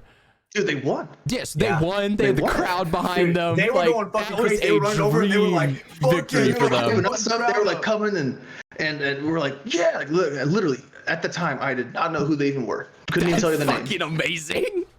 I couldn't see the scoreboard because there was like a big pole in my way. And you can see me in the crowd like I have the big glasses, mullet. You can't miss me. You can't miss them. Two of my teammates are finally wearing the same gear. Literally, I shit you not. If you ever see him at an NXL tournament, he will be wearing that look. It will be that shirt with those glasses. So like that is why like I'm like on this shows, like because media people like you just see me. They just see me around. They're like, "I want to take a photo with that guy." Like Vert came out to me at Bunkerfest. He was like, he's walking. He just smiles all big because I'm literally opening my cooler for a beer. I'm like, "You want one?" He's like, "Yeah." I'm like, "Cool, dude." So like me and Vert were just having a beer. Never even talked to the guys besides like seeing him around. And we're just shooting the shit for a full beer. I was like, "All right, man. Like, if you want any more, cooler's right here. Help yourself." And I keep walking away, and then 40 media shows up, and he runs after me because I'm about to go coach. Like, we're about to take the field, and 40 runs up. He's like, "Let's get a selfie, man. Let's send it to Ryan and Hatch." And I was like, "Dude." Friend of the show, 40 Media. He knows. So we take that selfie, and he's just like, "Dude, thanks, bro." He gives me a hug. I'm like, "That guy's awesome." It's like first time I ever meet him. Like, never talked to the guy in my life, and it was just cool, man. And like in the two events of Bunkerfest, like we started getting fans. Like people were like, yeah, Oni, like dude, the beef jerky guy and the salsa guy were like, Oni, yeah. Damn. Like, well, I'll say this. The dude making salsa is like, we're an hour and a half in. You know how big of a fan of Austin Oni I am? Fucking. Oh yeah. My eyes! Motherfucking. My eyes! Slick as shorts. Damn, shorts, brother. So yeah, these are custom eye hugger Austin Oni branded shorts that I obviously had to get a pair of. Do I wear them much? Maybe not, but you know, I have them. I supported. Yeah, around the house, maybe. Yeah, comfortable that's time. Guys, You know, like right doing now the is the podcast. time. Dude, I'll wear that Now's the time you go on YouTube because you're not going to see it anywhere else. You gotta go to YouTube, that's exclusive. look at these shorts, and while you're there, like, subscribe, leave a comment, and tell us how we're doing. He's a pro, ladies and gentlemen. He's a pro. God. Ring that notification bell so you don't miss an episode. I mean, Can you give me a rating for like podcast services as well? I need one of those so I can clip it. You got 2 mullets, short shorts, everything. You got it all. Got to give us 5 stars for that. I think that's a 5-star worthy show. I'm going to be honest. I agree. 2 men. Well, actually, Brandon has like a baby mullet. No, it was actually hell last time. You got it trimmed. Just let's see, Brando. It's getting a little overgrown now. I'm ready for a trim. Well, sadly, about 20 minutes ago, your camera was working for like 30 seconds and then it stopped again. Fuck me. Yeah. Dude, we do have a guy on our team with a little mullet like that. Like his hair's the same length as yours, Brando, but like the top is just shorter, just by a little bit. It's like a little baby mullet. Looks sick, but there are technically 2 mullets on Oni. Pretty sweet. Technically, there's 2 mullets on. Technically, there's 2 mullets on DMG. There's probably gonna be 3. Cedar's getting one, I'm pretty sure. Dude, I saw Cedar today. Dude, Cedar looks so professional. He showed up in his work uniform, his khakis, and his polo. I was like, I've seen that shit. Oh man, like, dude, he really did look like that. Papa Cedar. He looked like a father. Obviously, Cedar's my travel guy, right? So, so sometimes like I meet him at his house, right? It's a pretty far drive for me. One time I got there a little bit early before he did. I fucking see him, dude. He's like this, dude. He's like slowly coming in, dude, to his fucking driveway with his steering wheel, and he's like, "Hey, man." No joke, Cedar. You looked like how do I say this? Oh fuck. You looked like yeah, very much. But let me tell you, the most handsome for sure. Because dude, he looked like the guy where he does not fuck up his job once. You saw him today, Brett. Is he like a tucked in polo type look? Is that what he's rocking? Very the official. Khakis, tucked in polo. I ain't gonna doss him, but dude, let me tell you. Jake from State Farm all day. Let me tell you, kinda. Papa Cedar saves lives every single day. Yep. I'm not trying to dox him, but dude, the guy will literally saves thousands of lives every single day. It's absolutely bonkers. I mean, we could say he's similar to Brandon. He works in the medical field. I won't say like what he does, but yeah, he works in that field. So yeah, he does a lot of very important things. He's a cool dude. Oh yeah, absolute beast. Hands on.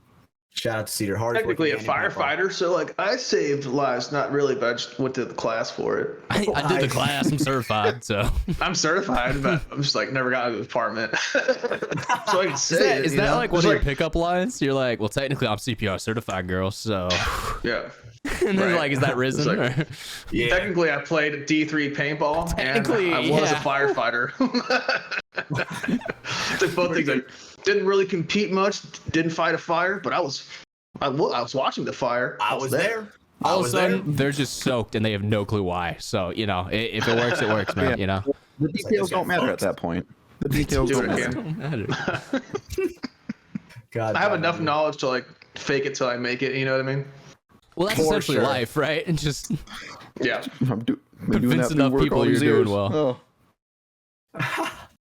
You just got Brando just like has like a cheat sheet on his like gloves. He's like looking at it. He's like scalpel. All right. Brandon's like, was that the right vein to cut? Fuck. Dude, you can't. Yeah, you lost a leg. Sorry. You lost the leg. God damn.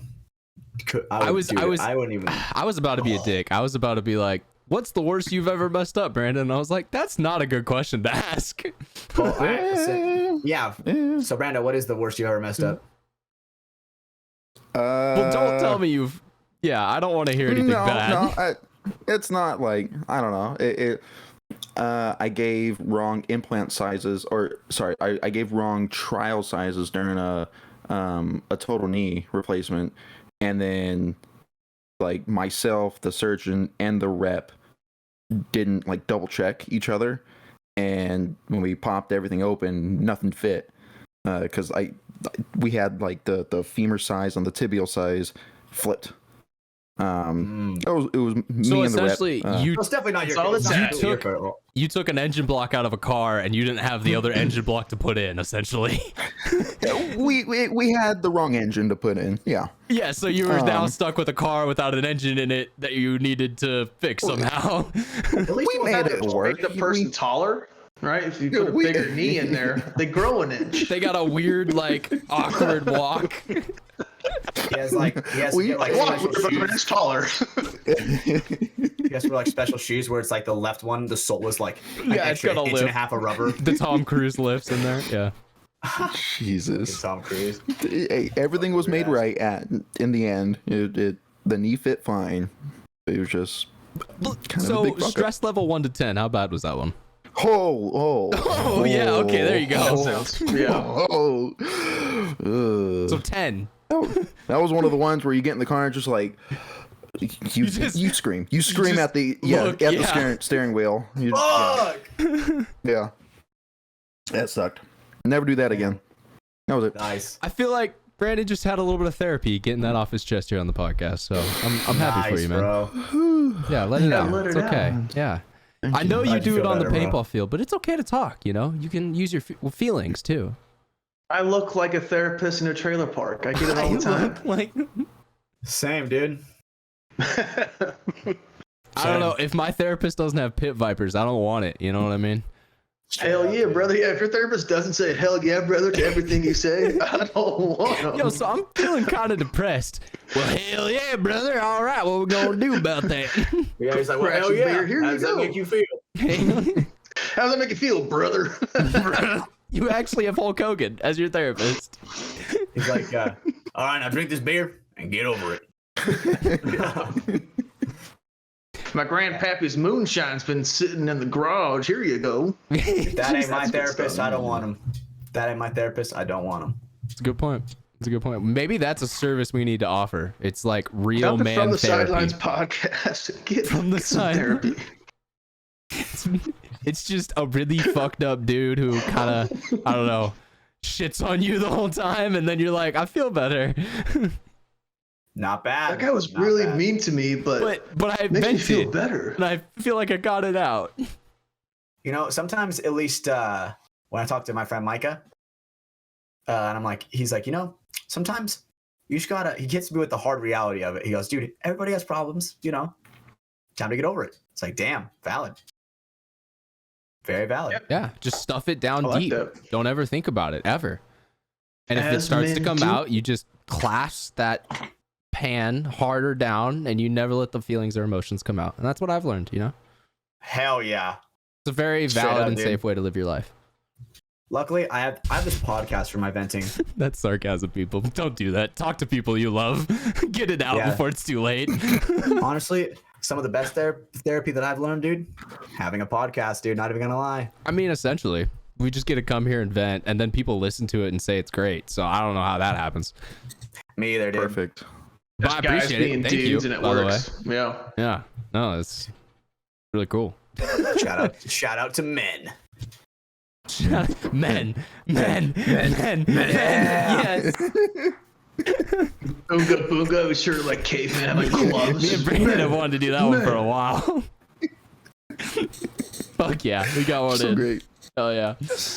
All right, guys. Well, yeah, I mean, last thing I guess we kind of got to talk about a little bit that we haven't mentioned yet is Steeple. That happened last weekend. You guys were reffing that. I mean, yeah, how did that go for both you boys? You were out there Saturday, Sunday. Holy fuck, dude. Let me just say, I was fucking public enemy number one, bro, with how many penalties I was throwing, not even gonna lie. But the thing is, right, they were all completely fair. I remember there was this one, Don't cheat. there was this one on, I think it was like DMG versus DMG Pink. And fun fact, Doofer actually uploaded it today. Shout out Shout out to to Doofer. Yep. It's like, so it's like one of the DMG players is like, I guess they're technically both DMG players, you know? But he's like walking down the field. There's a guy in the corner right in front of him, but he's like walking down the field, doesn't even see him yet, right? And he's like, like shooting. Then he just gets blasted from the front, and then he's like, oh shit. Then he switches and gets like 1 or 2 off, right, on the guy that just already shot him. So then it's like, obviously that's a for sure penalty. And Brando for sure fucking knew it, because he was like, oh dude, I fucking should have thrown a penalty the second it happened, because I was like, I almost hesitated. I was like, and then fucking threw the flag because it was for sure a penalty. Yeah, it was a minor for sure, and if he kills the guy, it's a major. No. Oh yeah. Because the guy is in front of him, right, and he's shooting the other way, and then he gets clapped, and then he goes, oh shit, bink, and then shoots him. Oh. Okay. Yeah, that's more major territory. It was a full spin. A spinny spin. That's top. And I'm right there. I'm the closest ref to it all, but my eyes shift to the guy in the corner, because originally he wasn't looking and had for that guy to run him down.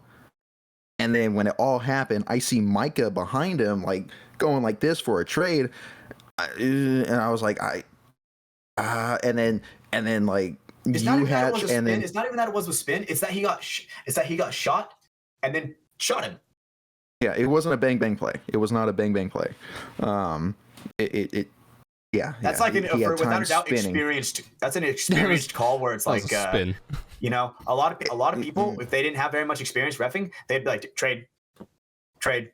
But they take the easy way out for sure. Yeah, but he definitely had the drop on him. Should have had that kill. Without a doubt, he had the drop on him for sure. He like comes, he's shooting the cross. The guy in the corner is shooting the cross the entire time, right? And then all of a sudden he looks inside. He like looks down the wire. He goes, "What the fuck?" And just blasts the guy, and then he gets shot. And he's like, "Dude, what?" Like, I don't get that. Like, yeah. He immediately started asking, "What? That was a flag." And then here comes Hatch and who was it? AJ right behind or right in front of you, throwing the flags. I'm like, "Oh, thank you." Oh, well, that is. I had a good angle on it. One of the problems with the Seaple field at times is when one person throws a flag, everyone throws a flag. So it's kind of hard to know where the flag started, because all of a sudden you just see red and you're like, oh shit, something's going down. But it's very easy for the other team. That is true. It's a very clear, like, shit is going on. A sea of red in the sky. So it clouds, it covers, it blocks out the sun. That's what I was looking for. God damn it. And there was another DMG team that was in like the semifinals, and I ain't gonna name any names, but he's like running. Like right before he dives into like the Dorito 2, I see like a flinch-ish, maybe like some spray, an explosion, if you will, right? Of light yellow mist, and I'm like, hey yo, what the fuck? So, and he's like, and the thing is, he immediately gets in the bunker and stuffs that shit in there, right? Sus. And I'm like, I'm gonna go check that shit out. And I'm like, going in. I'm like, I am no joke, prying his arms open, and I'm like, I see a hit on his tank and his ASA, and I'm like, shit, hiding that boy. And I fucking threw my flag. I actually fucked it up the first time. I go like this, I go, boom, and just throw it straight into the ground. I'm like, shit, pick it up and throw it straight up again. And then I'm like, you're out. So that one was like, that's a fair penalty. He legitimately tried to hide it. Fair penalty. Yeah. No, yeah, that's true. Because it becomes a penalty when you, like, if you're just hit and you don't know and it's low divisional, I feel like most refs, if you don't change the game, they'll just be like, hey, get out. But it's when you go, you get hit, and then you try to like change it, do something. It's like, well, buddy, that's not cool. Yeah. Some people are so obvious about it when they get hit. Like I love it with some people when they get like, they're going down the Doritos and they're getting like bounced in the elbow. They're like shooting. Then they get bounced and they're like staring at me like waiting for confirmation for me to like do like some kind of hand signal. I forget who it was. Someone stared me down the other at Seaple, and I was like, bro, I'm not the ref. Like, I'm not gonna say anything. Like, I've had people do this before. They just look at me and I'm like, what's up? We're just gonna have a staring contest. Like, I know you got hit, but that's not my job, so let someone else do it. I don't know. That shit always makes me laugh. Media are not refs like that. Unless it's practice. I will in practice, because it's like, if I'm the only person on this side of the field and I saw you get hit, I'll be like, okay, yeah. But yeah, in a tournament, you gotta let the actual people who do that as their job do that. Yeah, and okay, so it was a little toasty at the Seppel, right? Definitely, right? You know, Ryan and Brando. It was hot, bro. It was definitely hot. So shout out to little Evan and his dad, Pat. Pat is a motherfucking MVP because he walks over to me and he goes, yo, Hatch, you want this? And it was one of those squirt guns where it's like the fucking tube dildo thing. And you're like, oh god, yeah. Right? And then you like fucking squirt it, right? Bro, I was going crazy with that. I was getting everybody. And the thing is, right? Sure, you can be like, oh my god, look at those refs. Look at them like wasting time. In the grand scheme of things, if a fucking Karen complained about that shit, they'd be like, look at those refs having fun on a hot day, dousing each other with cold water. How dare they have fun? Right? Well, take the fun part away from it. Just the fact that, like, yeah, it's like 98 plus. We're pushing that. So, yeah, that's not the worst, I think. You know, the worst thing, you guys cooling down a little bit. Like, I don't know. In between points, it doesn't make sense. It's hard every time I see a ref like try and like hide behind a can for some shade, like in between games. They're just hiding behind some sort of bunker for shade. Yeah. I'm like, dude, I'm sorry. That sucks, dude. No, ref. I feel for those guys. It's a hard job, man. I love the ones. It would be a dirty jobs, you know, Mike Rowe. He could go out there. That would be, it'd be fitting for that. I couldn't even imagine Mike Rowe doing that, standing there as a ref. He's like, in his deep ass voice, he's like, well, this is fucking bullshit. Whatever it sounds like.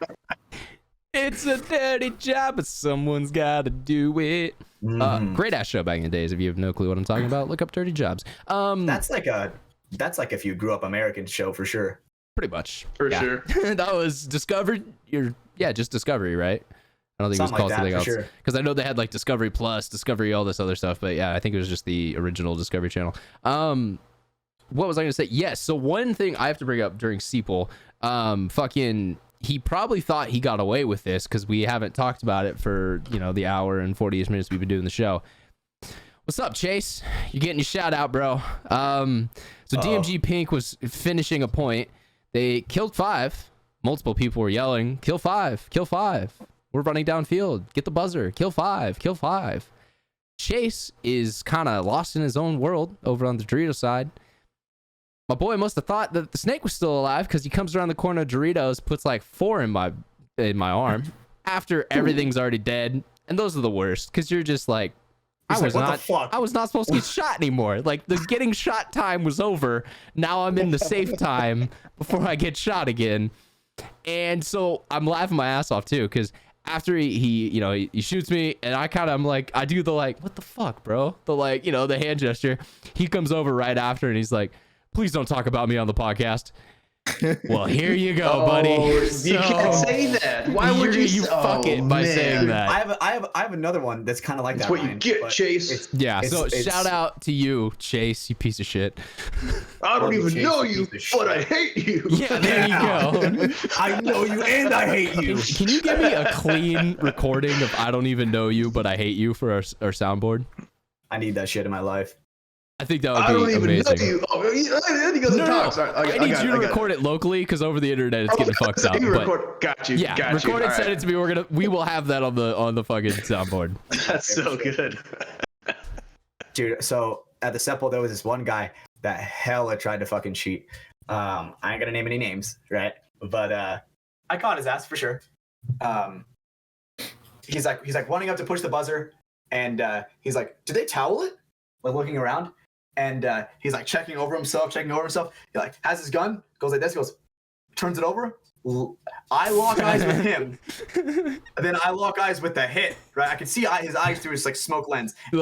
And there's a big old fat green hit. And I'm just like, well, that's a little suspect. Then he's like this. He goes like this. He's like checking his gun. Then he turns around. He's like this. No. Wonder what you're doing there, buddy. At the fucking Starbucks. Like, and then he goes, he hits the buzzer, and I go, give me that shit. I snatch his gun by the barrel, and I go, dude, that is a motherfucking dirty hang up I've ever seen one. And then so I throw the red, and I'm just like, bruh. But was anyone else alive, or was he last? I'm pretty sure everybody else walked off the field. Oh, fucking idiots. God damn it. That's lower divisional paintball. They'll walk off the field until the point is on the board for your team, unless or you're dead. That. I just remember, but I mean, realistically, it doesn't matter if you hang a dirty hang. It doesn't matter. No, but that's what I mean. That wouldn't have happened if his boys stayed on the field, because then one of them could have been like, "Oh, bro, you're hit. Go fucking run back. Let me hit it real quick." Yeah. So, gotta think smarter out there, people. Smarter, not harder. We got a no point to tie in the playoffs. God. our first ever playoffs, dude. And we're like, oh, we're gonna like we should have won that game. Of course, everyone says that, right?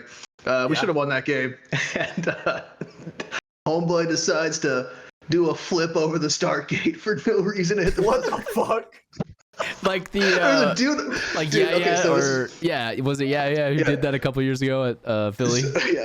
Yep. So we win the first game, lose the second game, lose the third point, and then like the fourth point to tie it up. Like we're in like a 4v1, and instead of shooting this guy who's just in the Dorito back turned to him, he's running. He jumps over the snake. Guys on the far side Dorito. He salutes him, points at him, and just keeps running instead of shooting him. And he's running, and he gets to the start gate, and it wasn't even like a in the run flip. It's like a little boop. So he like plants both his feet and then boops over the start gate, but gets shot in the ass when he does it. Well, and he also is going out of bounds, so he kind of fucked himself in a lot of ways. And it's like technically there was we only had like a minute or 2 minutes left in the game, so like he was thinking like, oh, I gotta go quick, but we still had like 40 seconds. And he does that, and I go to the other team in the pit. It's the Titans. Those are our boys. I go to the Titans. I'm like, please don't fucking do that. And like that was to tie the game. And it was a 4v1. Please tell it. Come on. You know, we were good. And it's like, oh, and then we ended up losing. No way. That's crazy. Like what in the D5, dude? That's literally what I was thinking. It was great. Over the and he's like, home. To be fair, he's like, I thought I was doing the right thing. I thought like I had no time left. I was gonna go hit the buzzer, you know. Like, dude, it happens. What was the stop? I mean, dude, it happens. It was hilarious. Step? Like, but it was like the footage. I'll have to send it to you guys. But it's a little like he runs, stops, boop. It's if you put that sound effect, it fits perfectly. He just bloops over the gate, hits the buzzer, and for like 5 minutes, the refs are like, we have no idea. And they're like, oh, you got shot in the butt. Fuck it. He's out. And if we ended up losing, it was like Oni fashion, dude. Like first time in the playoffs, we lost in style, dude. I mean, hey, if you're gonna go out in style. Well, because eventually, God, it was so much fun. You know, whenever you guys start to get kind of the hang of things, you get the flow, then you can start to win with style, and that's even cooler. Right. Hey, we're 5th seed in Bunkerfest out of 15 teams, so it's pretty cool, man. This is our third tournament. So the third tournament ever, you know, so it's pretty sweet. Yeah. That's awesome, bro. Congratulations. It's been fun. Hell yeah. Yeah, thanks. When is the next Bunkerfest? Right? You're gonna try to come to next Bunkerfest is August. August is the next one. Okay. We're thinking about it. Like I said, we're ballers on budgets, man. So I mean, I'm gonna try and go out there to hang out with you guys. Dude, like, I'll be honest with you. Like 40 even hit me up. Like 40 wants to hang out. I'm like, dude, if I could make cup and just like take time off, I'll go. I'll go get chill, you a bed. You know? I could probably get you a bed if that helps out. Like we can make this work. They probably get you, Brando. I'll help Pit, obviously. I'll do all the stuff. But yeah, no, it's a content write-off. We can get you there. We'll help out. We'll help out. But yeah, for sure.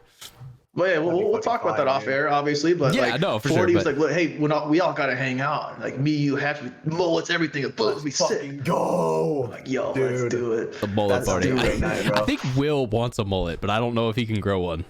Come on, Will, I need you. Right? Yes, he has to. Yeah. I think it sounds like you need to grow one, Brian. It changes your life. It literally changed my life. Like I became Last Row because I did this, and it elevated everything. But like, I am like famous in the paintball world, really, just for walking around. People are like, that guy looks like he fucking parties. I'm like, let's get a picture right up. Then I'm just like, all I'm doing is eating beef jerky and buying salsa. Like that's literally all I'm doing at these events, you know. The thing drinking a couple brews. You look so good because it's like whenever I see you, I'm like, dude, I would want to be that fucking guy's friend. That guy looks like he would have my fucking back. This dude has his name imprinted on his own Pit Vipers. Like, how can you not party? You know, like that's fucking next level, bro. Oh, you can't see the eyes. The eyes don't exist. You can't see them. You gotta block those. Yeah, I gotta block those. There we go. Yeah, there you go. All right, perfect. It's like Dr. Disrespect. It's the same thing. Yep. Yeah. But dude, it's been great. Like just the media guys too, all the love. Like Legend of Shelda, right? Shelda Photos. Yeah, what's up, Dan? Before he was even doing that, he was like, "You got." When I was walking at Outlaw, like practicing and playing, he's like, "You gotta do like barstool paintball. You look like the guy." And then all of a sudden he becomes like, you know, Shelda Photos. I'm like, this guy's a media guy now. This is awesome. Now we're good friends. We're in this war over Crocs. You know, we got to get him Crocs. Yeah, he doesn't want to wear Crocs. He doesn't want to wear them. It's me, 40. I hate paintball.net. We're all in. I'm like, dude, buy Crocs. I don't want. When he posted the original thing, I went in there and I voted for Croc Gang as well, but he didn't listen to my advice either. So if you ain't crocking, you ain't rocking. That's what I'm saying. Straight up, dude. Trademark Mafia Productions. We're gonna get him. Oh, come on. Right. I would have. I'm missing a Croc. Cause I was thinking I was gonna wear him, but you don't have Crocs in fucking arm's reach. You ain't rocking. I got my Dino Charms. I got my little ice cream sundae. You got the Dinosaurio Charms, dude. Oh, I like that, dude. Yeah, dude. I gotta get an Austin Oni charm on that bitch. Dude, that would be sick. Getting the nods, demon. That would be super dope. The night vision. The one that can't see at night?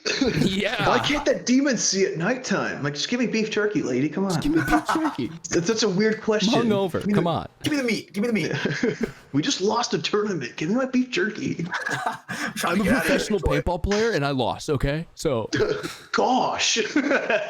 How many divisional kids use that line when they're at a paintball tournament? Which line?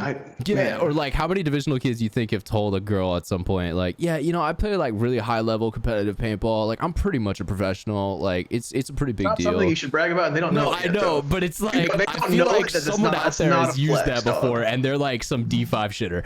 I guarantee you it's happened. I have a guy on my team. I'm not going to say his name, but he's 18. He just graduated high school technically. But like, that's why I would go and like film. I have like a little gyroscope thing for my phone, so it's pretty cool. But I was like filming him walking in like out of the pits onto the field. It looks sick. And he's like, dude, put that on Instagram. I'm gonna go like tell chicks to like look at me. And like he's kind of ripped too. Like, he's like this football player kid. But he's like, yeah, but tell chicks I'm on this paintball team. And he's like bragging about it. I'm like, God, you're so adorable, little man. Talk about Taylor Swift. Like, that'll work out better. But I know it's not gonna work for you. But like, I hope somehow it does. I hope they are impressed that you play Division 5 paintball. Dude, and technically he hasn't even played on an event yet. He just kind of shows up every once in a while. That's even worse. What a fucking god. That reminds me. That's like first year AK stuff. He's just little like fucking. He's just little like muscle ball, dude. But he's just like, dude, I'm talking to these girls at school about me playing paintball. And they're like, what? That's so cool. And I'm like, there's no way they're saying that, bro. There's no way. Yeah. Don't tell me that. There's no way. Well, I was gonna. Okay, you ready for this one? Dude, when it comes to me with my girl experience, my Riz, dude, they low key fucking love the fact that like they're like, dude, you're so passionate about that, and I'm like, yeah, I am passionate. That's adorable, man. Passion. That's cute. That's straight up cute, dude. I'm like, yeah, I'm passionate. It's just my life. For them, it tells them that you could actually commit to something for a long time and see the growth of it. That's valid. What they see. Valid. They're like, so maybe you should say that. I'm not going to see them on Sundays though. They don't know that part. They don't know that part yet. You can't tell that yet. Initially, you got to just be like, comes later. Yeah, I play 7 days a week, full time. 7 days. Full time grinder. Dude, I don't even know if that's possible in paintball to find a field where you could play all 7 days. Yeah, you have to make your own for sure. Essentially, you'd have to make the backyard field. It's one of the things I wanted to ask you about on the show, and we haven't been able to yet, Last Row, but I did mention it there a little bit. You're a Swiftie, man, and we got to talk about that because you're one of her biggest fans, I would say.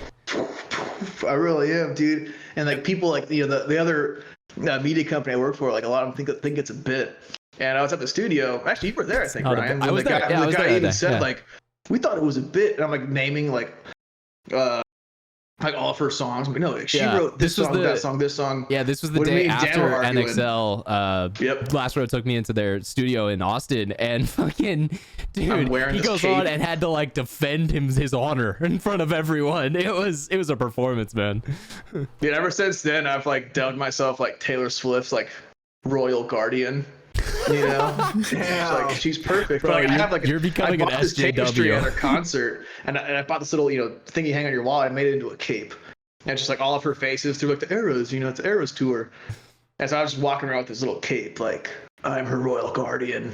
Don't fuck with me. Like I know all of her songs. It's not a joke. I was shaking my ass at her concert. You went to a Taylor Swift concert? He went to the Eras too, man. I went to the Red tour in 2013 with my mom because I'm fucking cool like that. Yeah. That's another thing that Steven gets down with, or Steven Hatch. Why? I did it twice this show. I don't know what's going on. haven't done that in years. Wow. I haven't done that in years. That's incredible. Next level, dude. But yeah, I went with my mom because she's like, it was like the last thing I did before I went into the military. It was like the last big thing before graduating, all that kind of shit. So we went to see Taylor Swift in Arizona, which is dope. And then, I saw her at the Eras tour. My homie's fiance, she got tickets. He would be miserable going. So she came over, had like a big dinner party. And she saw my Taylor Swift red blanket. Like I have this big ass blanket with her face on it, as one does. She's like, "Oh my God, you're a Swiftie." You go, "Fuck, yes, I'm a Swiftie." She's like, "Dude, will you go to the show with me? Because this guy doesn't want to go." I'm in. Say the word. Say no more. And yeah, we went, and it was, dude, best time ever. You gotta tell him where you sat, brother. Okay. I love my homie's fiance. She's great. I didn't know tickets this bad existed. I was behind the stage. But all I could see was like the catwalk. Like there's like a catwalk that goes to the middle of the arena. That's all I could see. But the thing is, I couldn't see the band. I couldn't see the dancers. I couldn't see nothing. And I was way at the top. Yeah, and it wasn't behind the stage. I think the biggest thing too is it wasn't open. Like it wasn't like you were from the side, but you could still like kind of see down. No, So you you literally just were looking at a wall with a monitor, and then if she walked forward, you could see her. If she walked on the catwalk, I could almost pick her out of her dancers. I'm like, she's that blonde one in the middle of the dancers down there. Into the stage? You can see her dive into the stage? Yep, yeah, I saw that. I was See like, the light? sick. That must have been. And then, that was really, really cool, dude. But I had the best time. Like, seriously, it was so much fun. I felt bad for the guy behind me because I'm wearing my thigh huggers that say "I love hot moms," just in case a hot mom wants to hit me up, right? It's real. I do have Game those. plan. I'm telling you, there's these this- two are the same person, Brandon. Do you see what I'm hot saying? moms. They're the same exact person. You know, I'm gonna post a picture of. I have multiple pictures of me and hot moms like taking pictures with. Anyways, I'll post one of them. But I'm gonna start doing that. I'm gonna start doing that. I'm gonna be like, dude, are you a mom? You're a hot mom. Can we take a picture? right. Start asking that when we're up today. So I was like literally, because I am a fan. I was like standing the whole time, obviously, and dancing and singing. Mm-hmm. And the dude behind me was like with his chick or his sister, just depressed. But he was sitting down the whole time, which just meant my ass was shaking in his face for like 3.5 hours, Just, bro. I love hot moms. I love hot moms in the shortest shorts I can like pretty much legally wear, right? Without dropping dong or something. You Literally know, what I was wearing earlier in the show for reference, people. Yeah. But I was just dancing and shaking. I was like, then I dude, the dude literally I was just clapping cheeks right in front of this dude. And he had no idea. We get it. You were twerking on the man, all right? We've said that enough times. Sounds like that guy had a good time. It was weird, man. I didn't realize at the time I had so much dance. fun. I'm like, God damn it. He did. He got a show. Like, usually See, he couldn't see the stage either, but he can see me, and he got enough of a show. Yeah, that's an upgrade for him. He's like, dude, I got these Taylor Swift tickets for this guy's ass for cheap. The ass show is worth more than the Taylor Swift show. Dude. God damn, it's good. Start feeling like one starting to slide in halfway through the night or something. All right, you know what? Here we go. Ready for this? What? Yeah.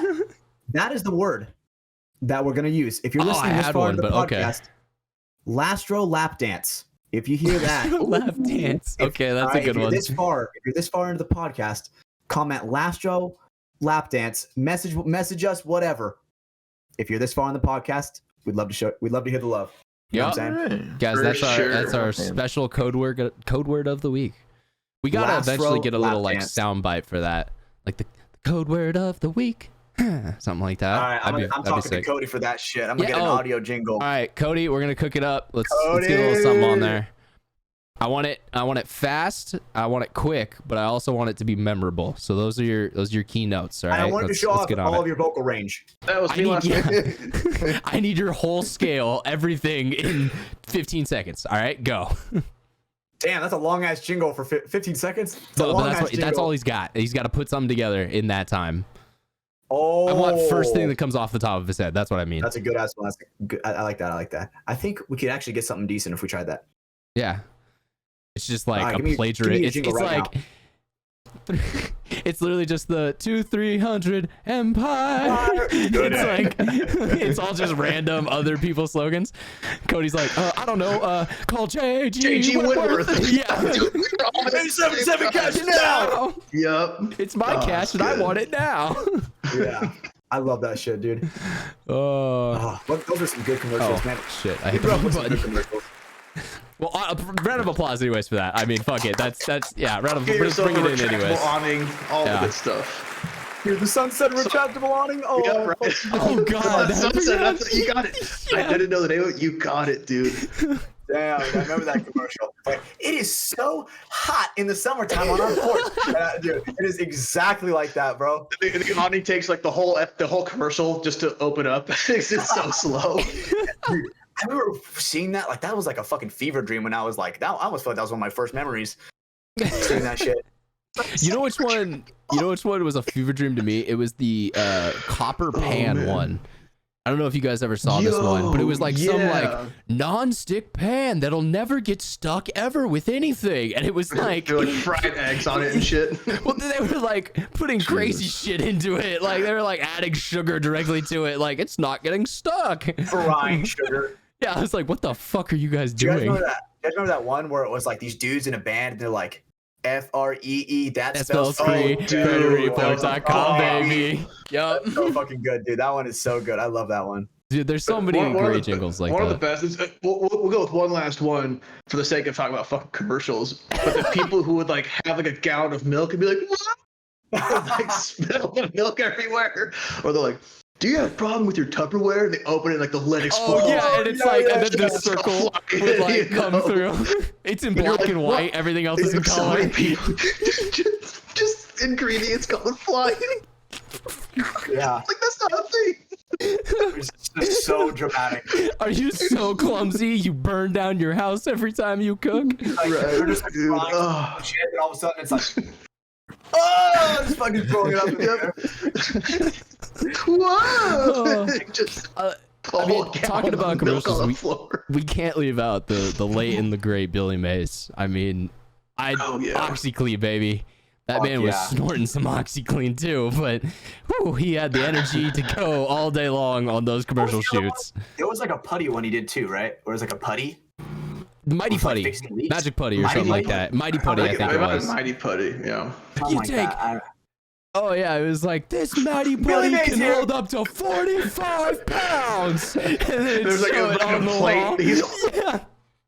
Or fucking 45-pound plate, like. No, that's real. Yeah, it's probably super fake. The OxyClean one when he's like, watch the magical cleaning power of OxyClean. He's like, got barbecues on your shirt, dip it in, and it's gone. But wait, there's more. Buy now and get 3 more for free. But wait, we'll send a special TV offer. Dude, I feel like some of those, they're like, you get percentage ownership share of the company. Just fucking buy one, please. Oh, man. Fucking slap chop. Slap Vince with slap chop. Vince also had ShamWow. Vince was off-brand, though. I didn't like Vince. I was a Billy Mays guy. Have you seen the voiceovers they do for him? Where they like, they God, I can imagine, like lip sync and stuff. I'm sending that stuff. Yes, please. Just him like, oh, why the fuck did I knock that over? God damn it, fucking off. Yeah, it's like, you can slap fucking anything in here. Your fucking kids, fucking your parents' kids, like all this other shit. It's like really fucked up things, like slap chopping it. And you're like, what? He's like, blah, blah, blah. He's making noises and stuff, dude. Kids are the problem. Yeah, for the Tony for the ShamWow and the slap chop, there's like a voiceover of it. It's just, and it gets dark. I'm not gonna say good. I want that. It's a little thing that I'm not gonna go with in the paintball podcast, you know. It's like slap chop. You slap anything. Slap onions. Slap your nuts. He's like, chop your nuts. Like that. Yeah. I will correct you there, Last Row. This is not a paintball podcast. This is a podcast with people who play paintball on it. There's a big difference. That is true. There's a lot of just banter. That's why I was like, I can talk about almost playing D3. You can do whatever the fuck you want to do. Talk about a bunch of other shit, you know. But at the same time, we do talk about paintball every now and then. Let's be honest, guys. Man, if we came to you and gave you 2 hours of layout breakdown, you would hate us. So thank us for what we do and thank you for my service. You know what? I never get thanked for my service. You know, I think I should get thanked, right? Am I right there? The people come for the paintball, but they stay for the banter. They stay for the kinship that you guys have. Right? They come for the paintball. They stay because of you guys. And they're here this episode for the Last Row Lap Dance. Make sure to put it in the comments. Last Row Lap Dance. Also, I like how I just casually tried to steal Valor there, and that did not work out. So no, don't do that. I swear, if anyone thanks me for my service, that's going to be very cringy. Please don't do that. The new code is "Thank you for your service." Everyone, DM Mafia. Thank you for your service. Thank you for your service with the salute emoji. Now it's happening. God, is this a fucking? God. Oh, I'm gonna clip this. Is this fucking hashtag jet ski? Is this our hashtag jet ski? Were you there for that back in the day? Jet ski. Oh, I'm unfamiliar. JT was getting involved with jet skis, and literally they just told all DB guys to just go and put hashtag jet ski on every single one of his posts. Yes. Yeah. Yep. Yeah, The Sea-Doo. I don't want they call this. him a Sea-Doo. Yeah, the Sea-Doo. It's a Sea-Doo. It's a stand-up jet ski. Yep. I do remember that. Yeah. That's fucking funny. But yeah, I mean, Goddamn. we appreciate, definitely appreciate having you on, man. I think, everyone out there, you guys can let it go in the comments, but I think we're definitely going to want to have you back on at some point in the future. Maybe, a little bit later on in the year, maybe after World Cup, something like that. We'll, catch back up with what you're doing. With the team, for but, sure. Yeah, for sure, man. I mean, definitely appreciate you coming on the show tonight. For all of our listeners out there, if you do want to go check out Last Row Lopez, I mean, just what's the information, man? That's it. Last Row Lopez on Instagram.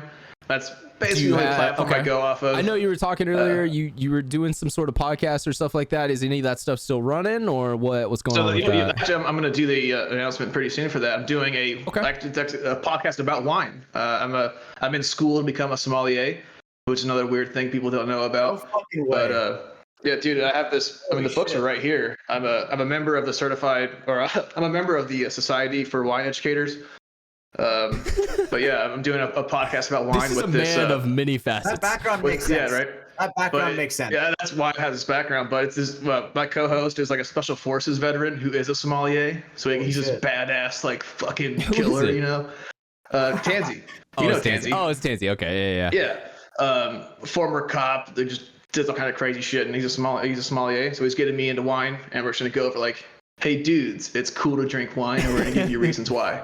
Because it's like that misconception of like girls drink wine. Like, I need a rosé review. Cool, that's like my one of the episodes got to be like a hardcore rosé, like try to make that manly.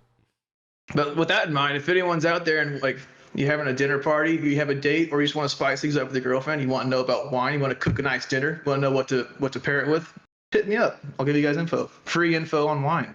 Yeah, and it'll like really like spice your dinner up, spice your night up. Impress your woman if you have one, or a future woman, like if you're on a date, if you know about something, like it's actually really cool, and it'll help you after dinner. We're helping you guys get laid. All right, that's what we're doing here. I don't say that, but yeah, that's what we're doing. What I'm doing for you guys. There's a reason why we have so many bullets right now. There's a reason why.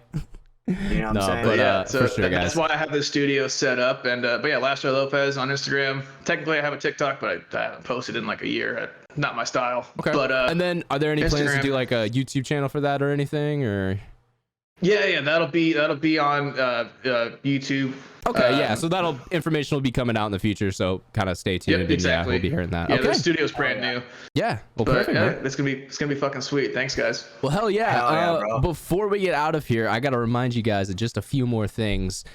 We did mention it earlier on in the show, but rating. Please drop us a rating. This was a great show. We brought in a big guest for you guys because, hey, we're trying to do cool things. We're on episode 45 out of 52. We have almost made it a year of consistent weekly podcasts, which I feel like not many podcasts can honestly say. Congrats. And it's a hard thing to do, but we've done it. We've fought through the pain of losing people, bringing new people on, getting technical difficulties, personal difficulties, all the stuff, and we've kept here. So for that, I am asking for your support and just taking a second, dropping a rating. 5 stars, that helps us out, boosts us up in the algorithm, makes us look good to sponsors. So yeah, help us out. It's free. The other thing you can do is subscribe on those platforms. So Apple Podcasts, Spotify, YouTube, all of them just have a little subscribe button or a follow button. You'll just get notified when the show's ready to go, and it'll just be waiting for you. So it's a lot easier to find us when we're next live. Patreon, like I mentioned earlier, and we even gave away a headband to our Patreon member for May. Head over over there, it's patreon.com/MafiaProductions. Mafia Productions is all one word there. And yeah, you'll be able to check it out, get entered for any future giveaways, as well as get access to the podcast earlier, get access to any of the bonus content or ad-free material as well that might come out on there. But yeah, guys. And before we end, can I do something real quick? No, I have one more thing I gotta say. Okay, go ahead. Because they would probably be upset at me, but yeah, NECTR Energy and Liquid IV, we got them here too. So thank you to our 2 sponsors tonight. They definitely help us out on the show. Brandon's finishing his Liquid IV. Hell yeah, great fucking timing. It was like nice 4 pixels doing that. But yes, so I guess that is all my stuff. Hatch, what were you gonna say, my good friend? All right, I'm gonna call Dave right now and be like, "Yo, I'm recording right now. You won the scintilla." Oh, okay. Are you going to do this live on the show? You get it pulled up? All right. Yeah, here we go. I'm calling him right now. He won't be able to hear us. No, I'm just going to let him know. Okay. Come on, Dave. I need you to fucking answer. I'm be so pissed. I hope he just opens up with the most, like, outrageous, hey, what's up? But like, what's up? Just starfished. No. Hold on, he just sent me his number. Oh, okay. We trying to like edge him. Now I gotta stretch more. I was ready to finish. You should have been working on this while I was doing the reads. You're absolutely right. Come on, bro. You know, if you had an iPhone, you could have FaceTimed him the first time. That's a really good point, Brando. Very valid. I messaged him. I was like, "Yo, you guys like to call?" Like, if you had an iPhone, we could have a group chat on messages and not have to use Instagram. But you know, maybe we But hey, he can download any app he wants at any time. Hello? Hey, what's going on? Yo, I'm recording the podcast right now. You won the scintilla, the giveaway. What? Yeah. I thought I was listening to the episode the other day and you guys already did that. Nope. So we did it literally 30 minutes ago and you are the winner. Damn, dog. I appreciate it. So congratulations, my man. We're gonna get you over to. When's the next time you're gonna be at the field? I'll be there Sunday. Let's go. You'll have a brand new scintilla coming your way on Sunday. Let's go. I appreciate it, man. Fuck yeah. Hell yeah, bro. Congratulations, my man. Yeah, absolutely. You guys will be out there, I assume. Are you guys playing tomorrow too? Absolutely. But real quick. We're recording the podcast right now. If you could say one thing to the podcast, what would it be? Subscribe. You know, that's my man. That's my man. That is crazy right now. We're going crazy. That is why Karma of the Earth gave him the scintilla. For someone being put on the spot to say something, subscribe's the perfect answer. That's the best answer. Well, I mean, what more could I do for this episode? That was a perfect little cherry on top, guys. For our special guest, Last Row Lopez, this has been, Stephen Hatch and Brando Baird. My name is Ryan Mafia Moffat. It's been From the Sidelines, episode number 45. We will see you guys next week, episode 46, where we're talking about the NXL Philly Open. So we will see you guys on. Yeah, we'll see you guys on that one. So come back in, check it out. Come on, Hatch, I'm waiting on you. Oh, there it is. Fuck.